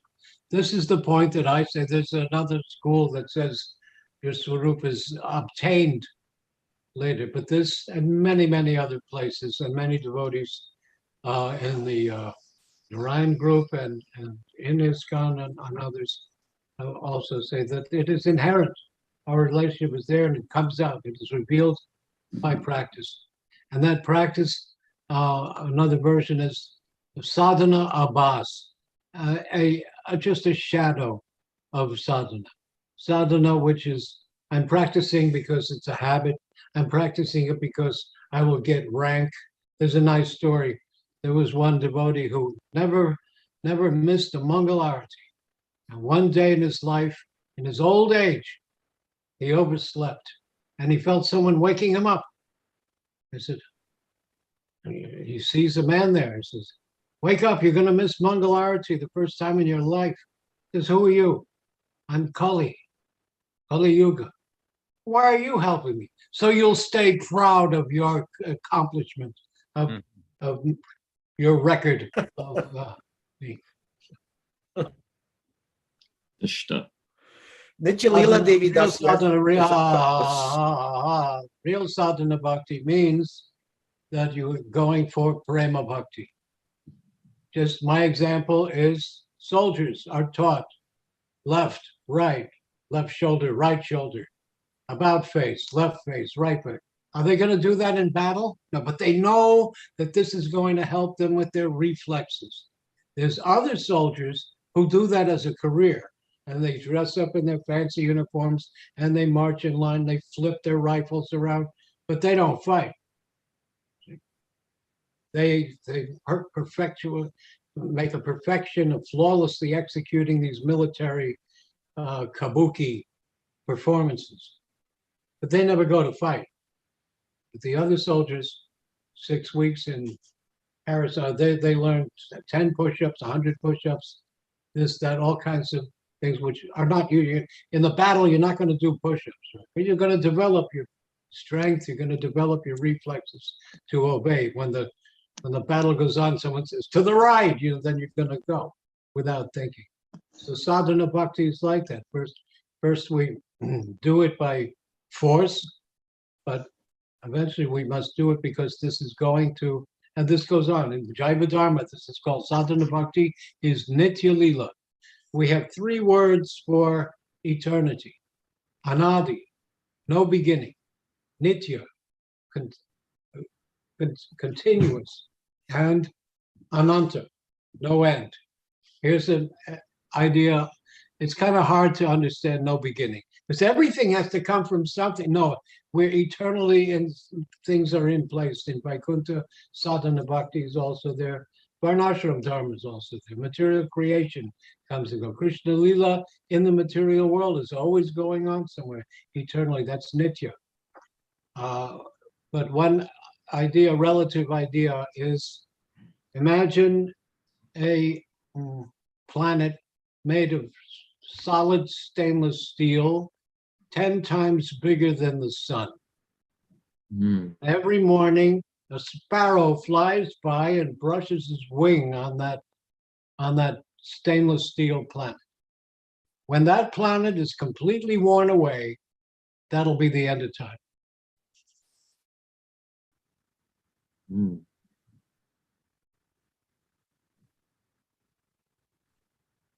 That's one relative way to understand eternity. We're so Are you done? I mean, they're like Go ahead, Jivan. well, there's just everything's inconceivable ultimately. I mean, this creation, the existence of our existence is inconceivable. Scientists are trying to explain the material nature, which is inconceivable, and their efforts are really silly in many respects. And that's why Srila Prabhupada, who had no training no formal training in science, so to speak, was able to completely destroy them on the basis of the inconceivability of the material nature based on the teachings of Bhagavad Gita and of course the Vedic teachings. Because really fundamentally, it's not something that could be understood. It takes more blind Shri faith. Krishna Namadi Napami. Go on. It takes more blind I'm just faith. thinking of that verse. Oh, Yes. it takes more blind faith to believe the science version of creation than to believe even the most common religion that there's an intelligence. Someone said a big bang. That's like an explosion in a printing press, and all the explosion lands into the Encyclopedia Britannica. It would have to be that crazy. And Sadhaputta told me, says, because he came up with the numbers, the 1 to the zillion, billion, billionth power possibility that life could come from no life. And they said, yeah, but it happened. There was a scientist, Dr. Miller, and he made a glass. There's a nice photograph of him with his glass chamber with a vacuum, and he put some gases in there, and he passed an electric spark through it. And those gases turned into amino acids, still not living. But he says that was the beginning of life, when there was nothing, there were gases, and then there were lightning, and that created amino acids, and amino acids are necessary for life.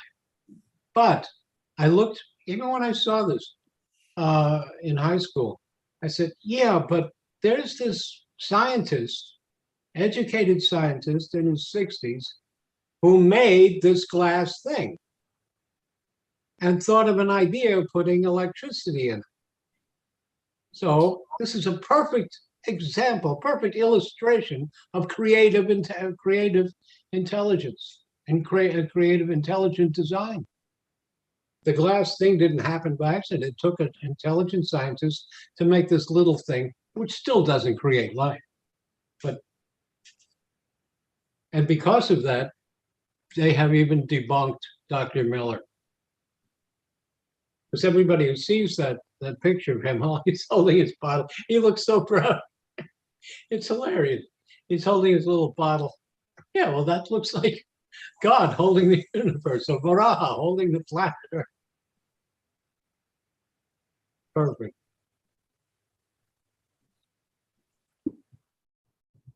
So if someone says, I don't believe in God, right away you can say, do you think you created yourself?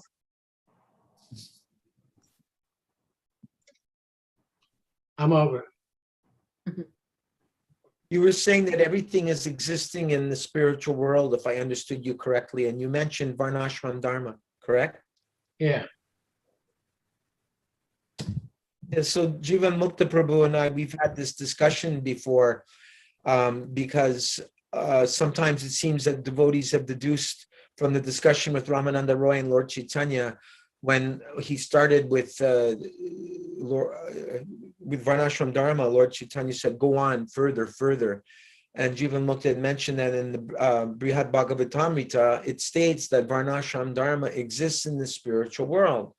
So I found that fascinating. And he said, but so therefore, why are the roles of women and men, for example, in our ISKCON or in any spiritual community, why are they not more clearly defined? Are we not meant to create precedents for the future of Varnashram by establishing it here and now? If people follow it in the spiritual world, aren't we supposed to be preparing ourselves here? Or is it because it's a emergency situation, therefore we need women temple presidents, we need women taking all kinds of roles because either men are not fit, they're not qualified, they're too shy, they're overrun by GBCs. There could be so many reasons why we see men backing down from what would normally be a male role in society. Do you have any comments on that, Acyutananda Prabhu? Okay,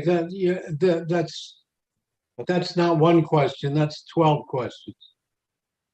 Varnashram, yeah, Prabhupada gave us, Varnashram is accomplished with avoiding Kali Yuga with the 4 regs. That's where Kali Yuga lives. And the 5th one is hoarding gold. That's another one.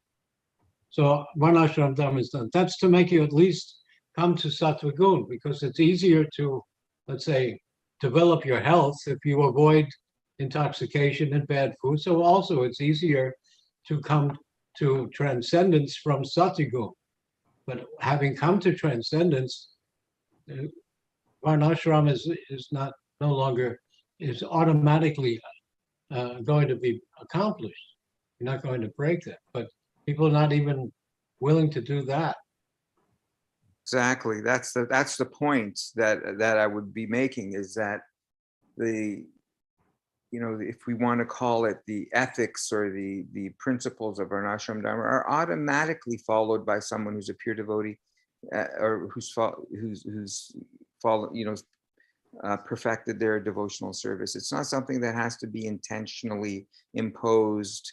It's just a natural, development and expression of the pure spirit soul.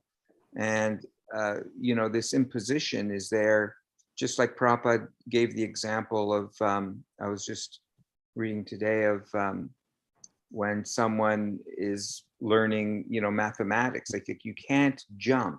You've got to go through, the discipline, the early discipline, in order to get to the higher stages. And likewise, these principles of morality, of social, organization are there. And the Bhagavad Gita presents it that way. They're there to help us rise to the level of spontaneity. And at that level, it's not like we discard them. They're just spontaneously followed. In the spiritual world, you don't have, if they're in the spiritual world, when you read Bhagavatamrita and you see how the devotees are behaving and how they act, it's in traditional roles. It's in traditional Varnashram roles. In fact, there's that one pastime of Uddhava, kind of showing, what's the word I'm looking for? It was showing his reverence for Narada Muni, and giving Narada Muni the opportunity to speak instead of himself, because Narada was a Brahmin and he was a Kshatriya. And Narada chuckled and said, "Here, even in Dwarka, even in Vaikuntha, you are following Varnashram." So it was kind of, he thought it was a little humorous, because here we are, Uddhava, he's in Vaikuntha, and yet he's following the principles of Varnashram Dharma. In Goloka, Krishna presents himself as a Vaishya cowherd boy. Yes. Not and, as a the, Brahmin. and the women. And Madhumangal is a Brahmin friend. But there's something, Bhaktisiddhanta went to the Ramanuja Sampradaya to establish Tridandi Sannyas and asked them how it is done. And then I found out, Madhva Sampradaya and our Sampradaya, we always initiate each other as, we're all Brahmins, at least from second initiation. But Ramanuja Sampradaya, they have four kinds of Vaishnava castes, because if you can't do this, if you can't. So in the sadhana stage, one should accept what you can do. If you're Chaturvarna Maya Srishtam Gunakarma Vibhagasha. Now, if you are 100% using your Uber car only for devotees, that's Vaishnava. But if you have to do it for your own maintenance, and then you're removed. So you're a driver.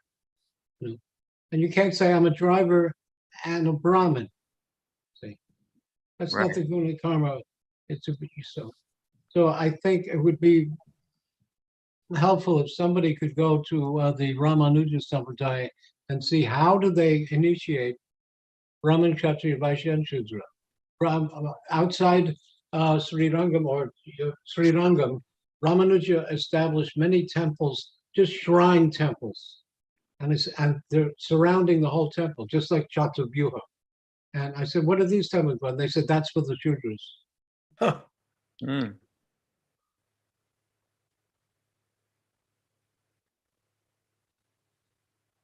Prabhupada, though, I was reading a conversation, I think it was January 1977. Sannyasis were falling down, and there was issues with Brahminical initiation as well. And Prabhupada said he didn't want any more Brahmins initiated unless they're actually engaged in Brahminical work. He no longer saw a need for just everyone getting second initiation. It was no longer necessary, and he wanted that second initiation to be to go to those who are actually preachers, teachers, pujaris, like who are actually engaged in Brahminical work. Yeah. It's a conflict if someone is initiated, but they just go on with karmi life and say, okay, that's the third offense, chanting and going on with sinful life or low class life.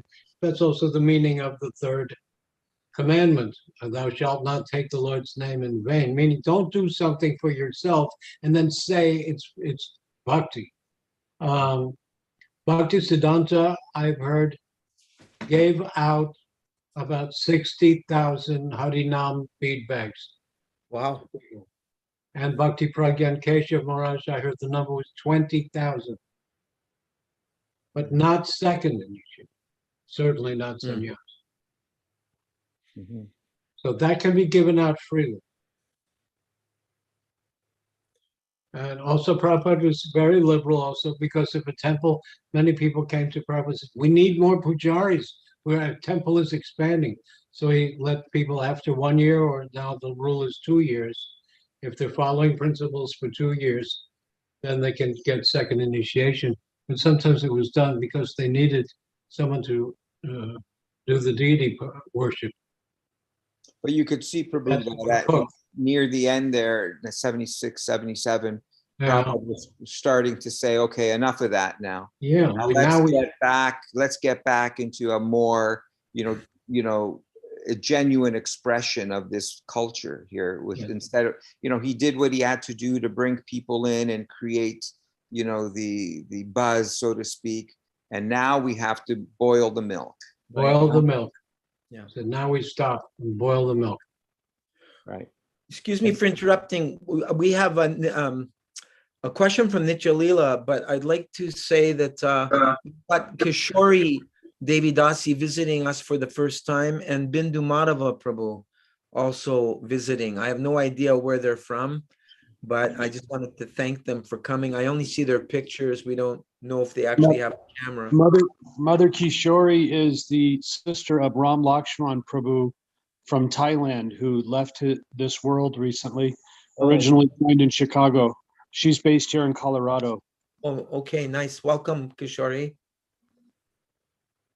And welcome, Bindu Madhava Prabhu. Where are you from, Bindu Madhava? Can you hear? Can you unmute? Ask to unmute. Is he still with us? We see him, his picture. New York. Oh, Hare Krishna. Where are you, Bindu Madhava Prabhu? Right now I'm in Vermont, but I'm in New York. Looks like some Scientologist.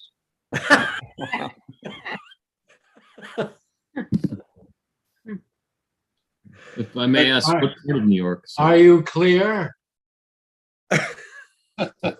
Yeah, I couldn't figure out how to change my picture for this meeting. Sorry. I mean, it looks like I'm looking right in the mirror. It looks just like me. Yeah.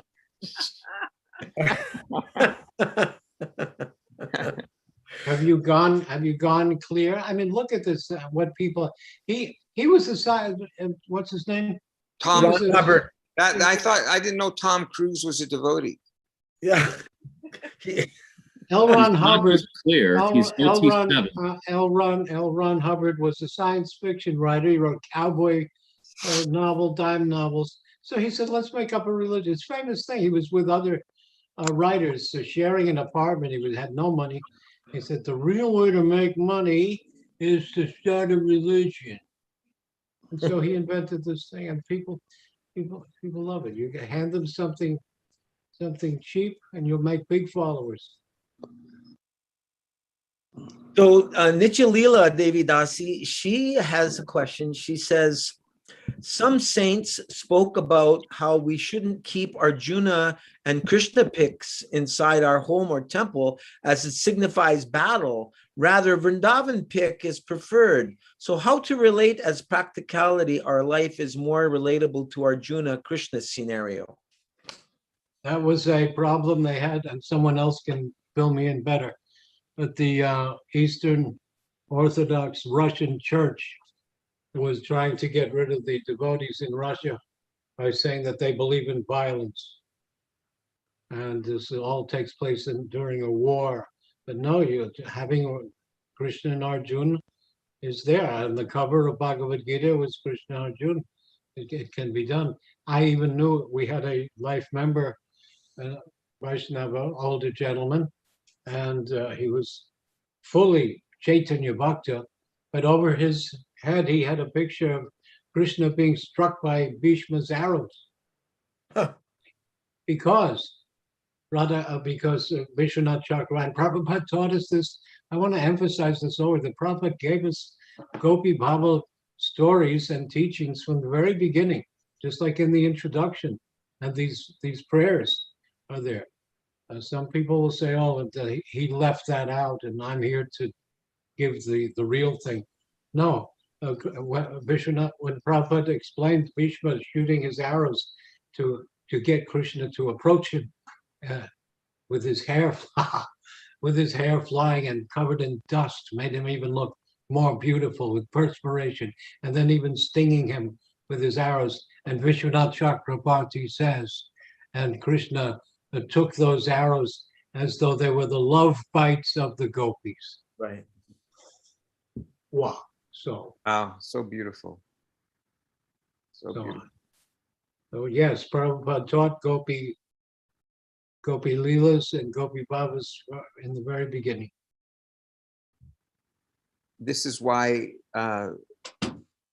this has caused so much confusion and, in ISKCON. I mean, I think it's a question of how we read Prabhupada's books, because it's like you said, Prabhu, like this nectar, Gopi Bhava, Madhurya Leela, this Madhurya Ras permeates every single book that Prabhupada wrote, every chapter. I mean, it's like you just have to mine them. It's just going through them and just, you could just, it's like mining the jewels. Not that and everything else isn't like gold and jewels, but it's there. Prabhupada's put it in everywhere. Narayan Maharaj said a great thing. He said, if you go into the ocean shallow, you catch fish. If you go deep, you get the jewels. Mm-hmm. Oh. And Prabhupada has the shallow and the deep end in his books. It's not even Prabhupada, it's more our ability to actually comprehend what's being said. It's not Prabhupada. Yeah. It's our ability to actually absorb what's being presented. If you can't, if Prabhupada saw that some people, most could not follow regulations, so he did not give that. You can't give that to someone who doesn't have discipline and control senses. And there are many. I would like someone, because I can't do it, but to do a word search or some kind of search, find out how many places where it says, do not teach this to the undisciplined, do not teach this to the envious, do not teach this to the duplicitous. Mm-hmm. It says that in Bhagavad Gita, it says that in Jaiva Dharma, and in several times it says it just before Vishnu gives the Chatusloki Bhagavatam to Brahma. Because you are my devotee, because you are not envious, because you are not duplicitous, because you're not deceptive. Dharma projita kaitava, because you're not a kaitava, because you're not doing it. Because if you give this knowledge to someone who is envious, they'll say, how can I teach this and make money? How can I teach this? Oh, I can come here. And even Narayana, I just heard this a few weeks ago, Narayana, one of his last meetings, gatherings, they said, don't come to this meeting to look for a girlfriend. He had to say that. And did he give rasa? Shastra, like more detailed than anyone. But he said, but he knew what was going on. Lokaguru always reminds me that when there was a 10-day festival or something, the first days were Dhruva Maharaj, Kapila, Ajamil, then Prahlad, long time on Prahlad, then Gajendra, and then Maharaj Ambarish, then Krishna Bhakt's 10th canto. That's the krama, the sequence that it has to be presented. And if you're still worrying about whether this is that or this is something else, then you're not ready to go ahead. But this is where, despite the concessions that have been made due to Kali Yuga, due to our incredibly degraded social situation in the West. I mean, everywhere, but I mean, I really, you know, when we put it into perspective, our social situation is absolutely deplorable. It's incredible that we can make any, spiritual progress at all. But it's getting worse. But despite that, like we have to, like, as I'm reading and as I'm trying to absorb what Srila Prabhupada is saying, we really do have to come to the point internally, at the very least, of complete, vairagya, complete detachment. We have to come to that level of renunciation, that, of everything, of our, we have this idea that I can maintain, this loving relationship with my family and, and my wife and my kids. But ultimately that has to be given up. That we have to give that up. Even if they're devotees, we have to realize this attachment. We have to understand this attachment is going to keep us in this, on these, it's not going to allow us to reach the highest level of spiritual. Go ahead and start with 32 rounds and build it up to 64 rounds, and you'll see. But the current education, one of the biggest books in elementary school is Jacob's New Dress. A guy being transgendered. Yeah. I can't believe it. Actually, I was walking by my high school the other day, and I was surprised to see beside, just under the Canadian flag, was a big gay flag. And I thought, wow, I never would have seen that like 40. That's everywhere. I didn't know. It's in the embassies, United States embassies. Wow. If you speak against it, it's hate. In some places it's a hate crime. Homophobic. Hate it. We don't hate it. We don't hate it because we can explain to them. The Jivatma is Prakriti and Krishna is the Purusha. We are all on the enjoyed side. So we are all the female side. And explain it that way. They're not teaching it that way. They're teaching the body. Physical body. Supplemented with Ritalin, and marijuana is going legal. And of course, alcohol. Yeah. Well, Prabhupada was that, there's the one pastime where Prabhupada had to deal with someone who would identify as a female one day, a male the other day. And Prabhupada said, he said, just choose one. Just choose one and go with that. Not just going back and forth. One day you're female, the next day you're male. Choose one and go with it. This has been tolerated in India for centuries. They're the hijras. There are men who are born with totally female feelings, and they get castration. Because I was in Delhi, old Delhi, and I came up to Prabhupada's room, and I said, I saw a man in a sari with makeup and earrings. Prabhupada said, that is not a man. And there is an ashram in Gujarat where they test them, and they get this crude form of transsexual, and they have a license to beg. They can travel freely, mostly, and It's considered, since they've given up their manhood, they come and they're invited to bless newborn sons. Yes, I was going to say They that. dance and they dance and play drums, and people invite them. Well, I was reading in the Mahabharata that in some of the festivals that they would have, Okay. these individuals would actually lead the processions. Yes. They participated in these religious ceremonies as well, in the processions. And who was it? Was it Sakuni Sakini? You can't shoot them. So he transformed into a, right in the middle, just as Arjuna was going to shoot somebody. Mhm. There's people who study Mahabharata much better than me. Mhm. But, So what did Prabhupada say to you when he said that's not a man? yeah, that's all. But then I understood that's now we call them transsexual, and that they're tolerated and they're not abused.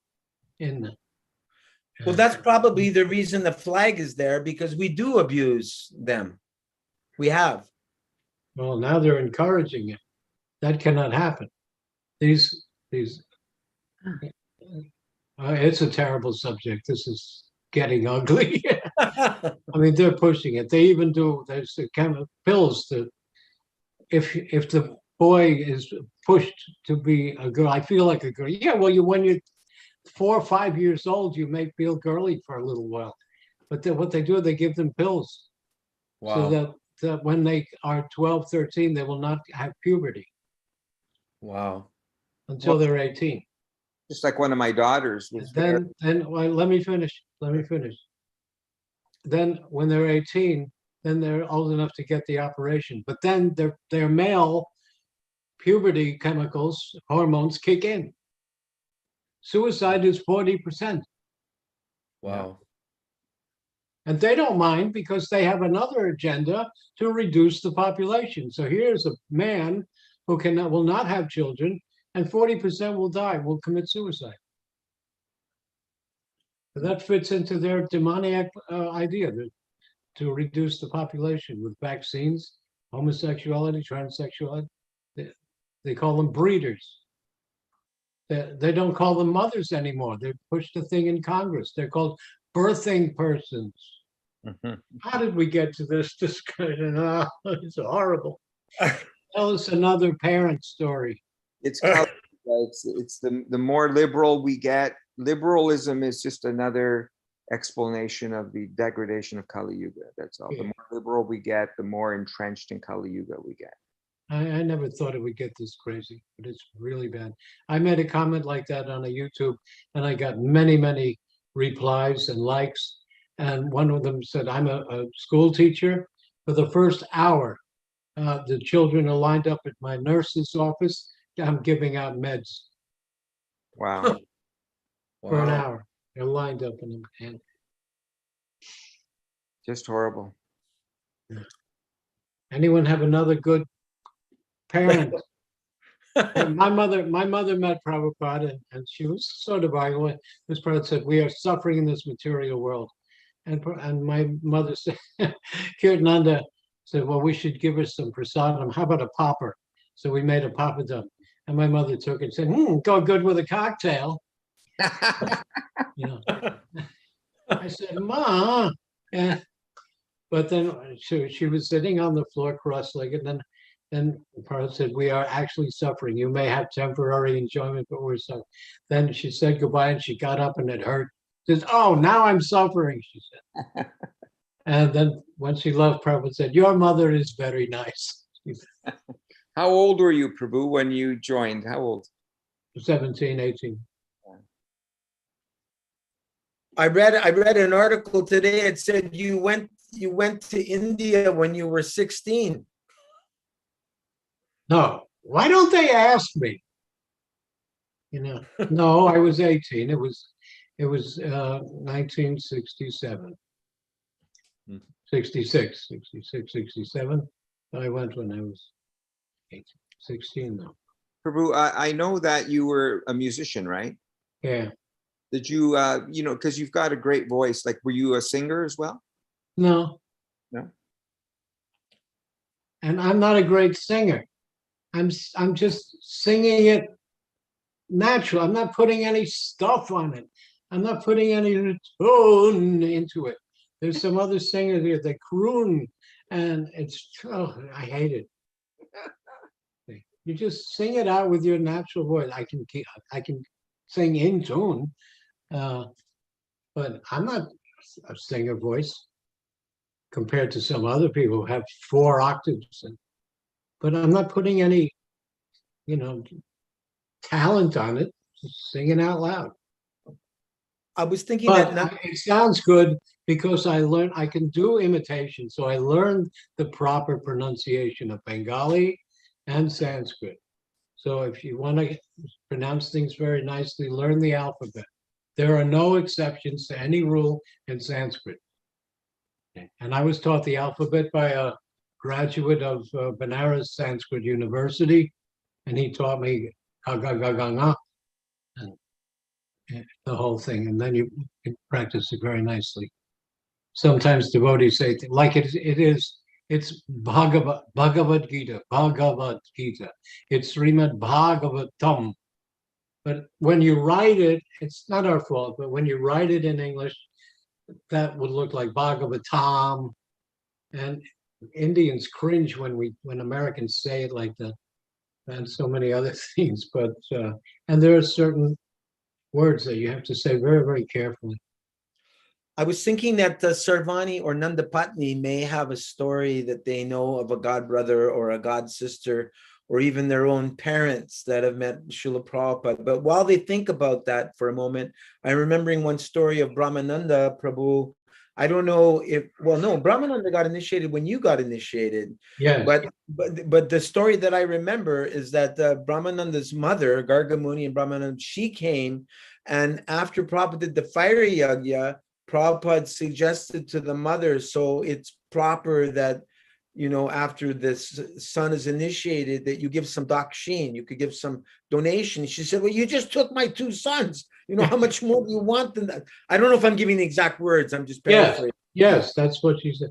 Then Prabhupada told Brahmananda, bow down to your mother. And we were choking up to here not to laugh, and so was Brahmananda. We're choking up to here not to laugh as he went over and bowed down to his mother.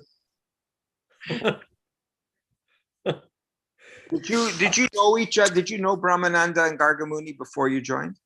No.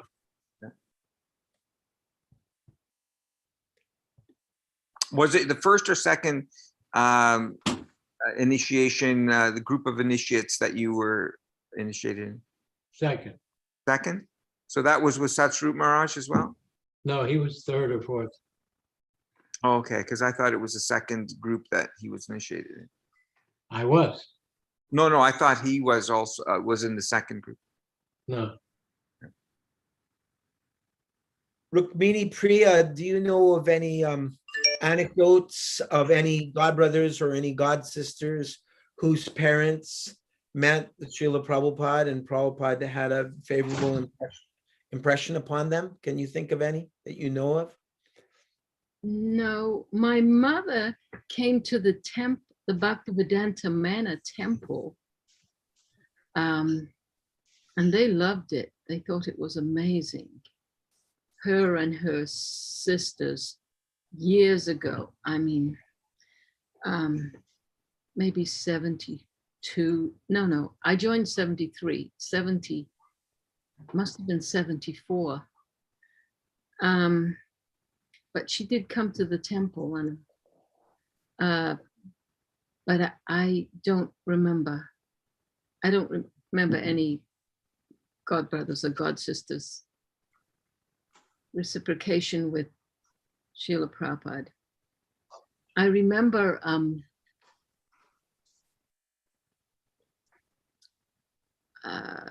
Acyutananda in Bombay. When we were in Bombay years ago, I think it was 75, maybe 76. He would give these amazing classes. And then at the end, he would crack these jokes, or he'd crack a joke. And make everyone would be laughing.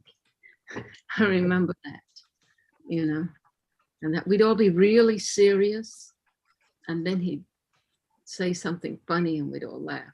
I remember that. But I don't, my memory's pretty faded. Well, it's not that faded, but I don't remember any stories. Sorry. Sarvani, are you there? Where's the Acyutananda tape ministry? Acyutananda, Das or Swami tape. It's in the bootleg society of the world.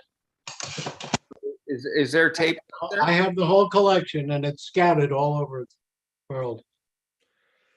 I'm putting up about 10 of your tapes on YouTube. Harinam, Calcutta, Bombay, of course, the songs of the spiritual masters, your old series, your more recent series. I'm putting them all up. I grew up listening to songs of the spiritual masters. I grew up in Krishna consciousness listening to those. Beautiful. It's $1.40. May I tell a short story? Yeah. Okay. So actually, when I first became interested in Krishna consciousness, my mother told me that she was with my grandmother. This was in the mid-1960s in New York City, in Greenwich Village. She claims that she saw the devotees in Sankirtan and that she actually saw Srila Prabhupada, but there was no interaction. They were just, spectators in the park. So she seemed to have a very good impression of the devotees. But I think when I started to become a devotee, I think my mother was a bit apprehensive because perhaps she didn't completely understand. But then I think 2001, my spiritual master came to New York, and Srila Bhaktipai Puri Maharaj, and they met, and he actually asked her about can she do the regulative principles, and she seemed very willing, and then he told her to repeat the Maha Mantra after her, and from that moment on, she was fully favorable. Wow. Okay, do you know Bhagavad? Do you know Bhagavad Prabhu, now Bhagavad Maharaj, Bhagavad Swami? I probably might have met him at some point, but Sannyas from Narayan Maharaj. Okay, his story is amazing. His mother was a great piano player as a little girl, prodigy. And when she was 15, so she says, I don't want to be a concert pianist anymore. I want to be a conductor. And the parents said, women are not conductors. In those days, it was. So she became a phenomenal typist. She got a career in the United Nations as the ambassador from India, Krishna Menon.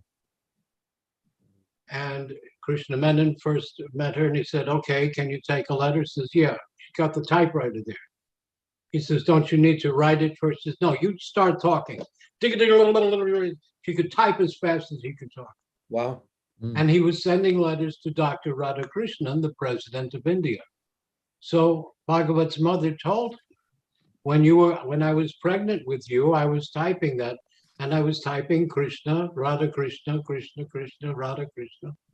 So you heard that. You had that from the beginning. That's amazing. Well, it's 10:30 now, at least Eastern Standard Time.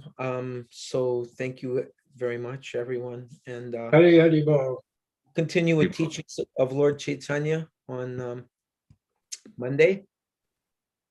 Krishna willing. Yes, he wills. And thank you to Kishori, Ani, Bindu Madhava, and Rukmini Priya for coming for the first time. And if you feel inclined to read the next time, and we each read a paragraph, unless you prefer not to, then you're not obliged. You can just listen. And special thanks to Acyutananda Prabhu for helping us to connect with Srila Prabhupada from 1972 when this Bhagavad Gita was first published. It was actually Acyutananda Prabhu's. I asked him, I said, did you want the current edition of Bhagavad Gita to read from, or do you want the original one? And he said, put up the original one. So I'm just following orders here. I think that's great. I prefer that. Yeah. Okay, Vanchakalpatrubhya.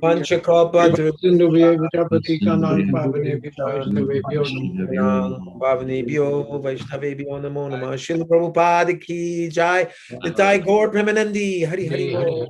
Haribol. Thank you, Sarvani, for coming and joining. See you Monday.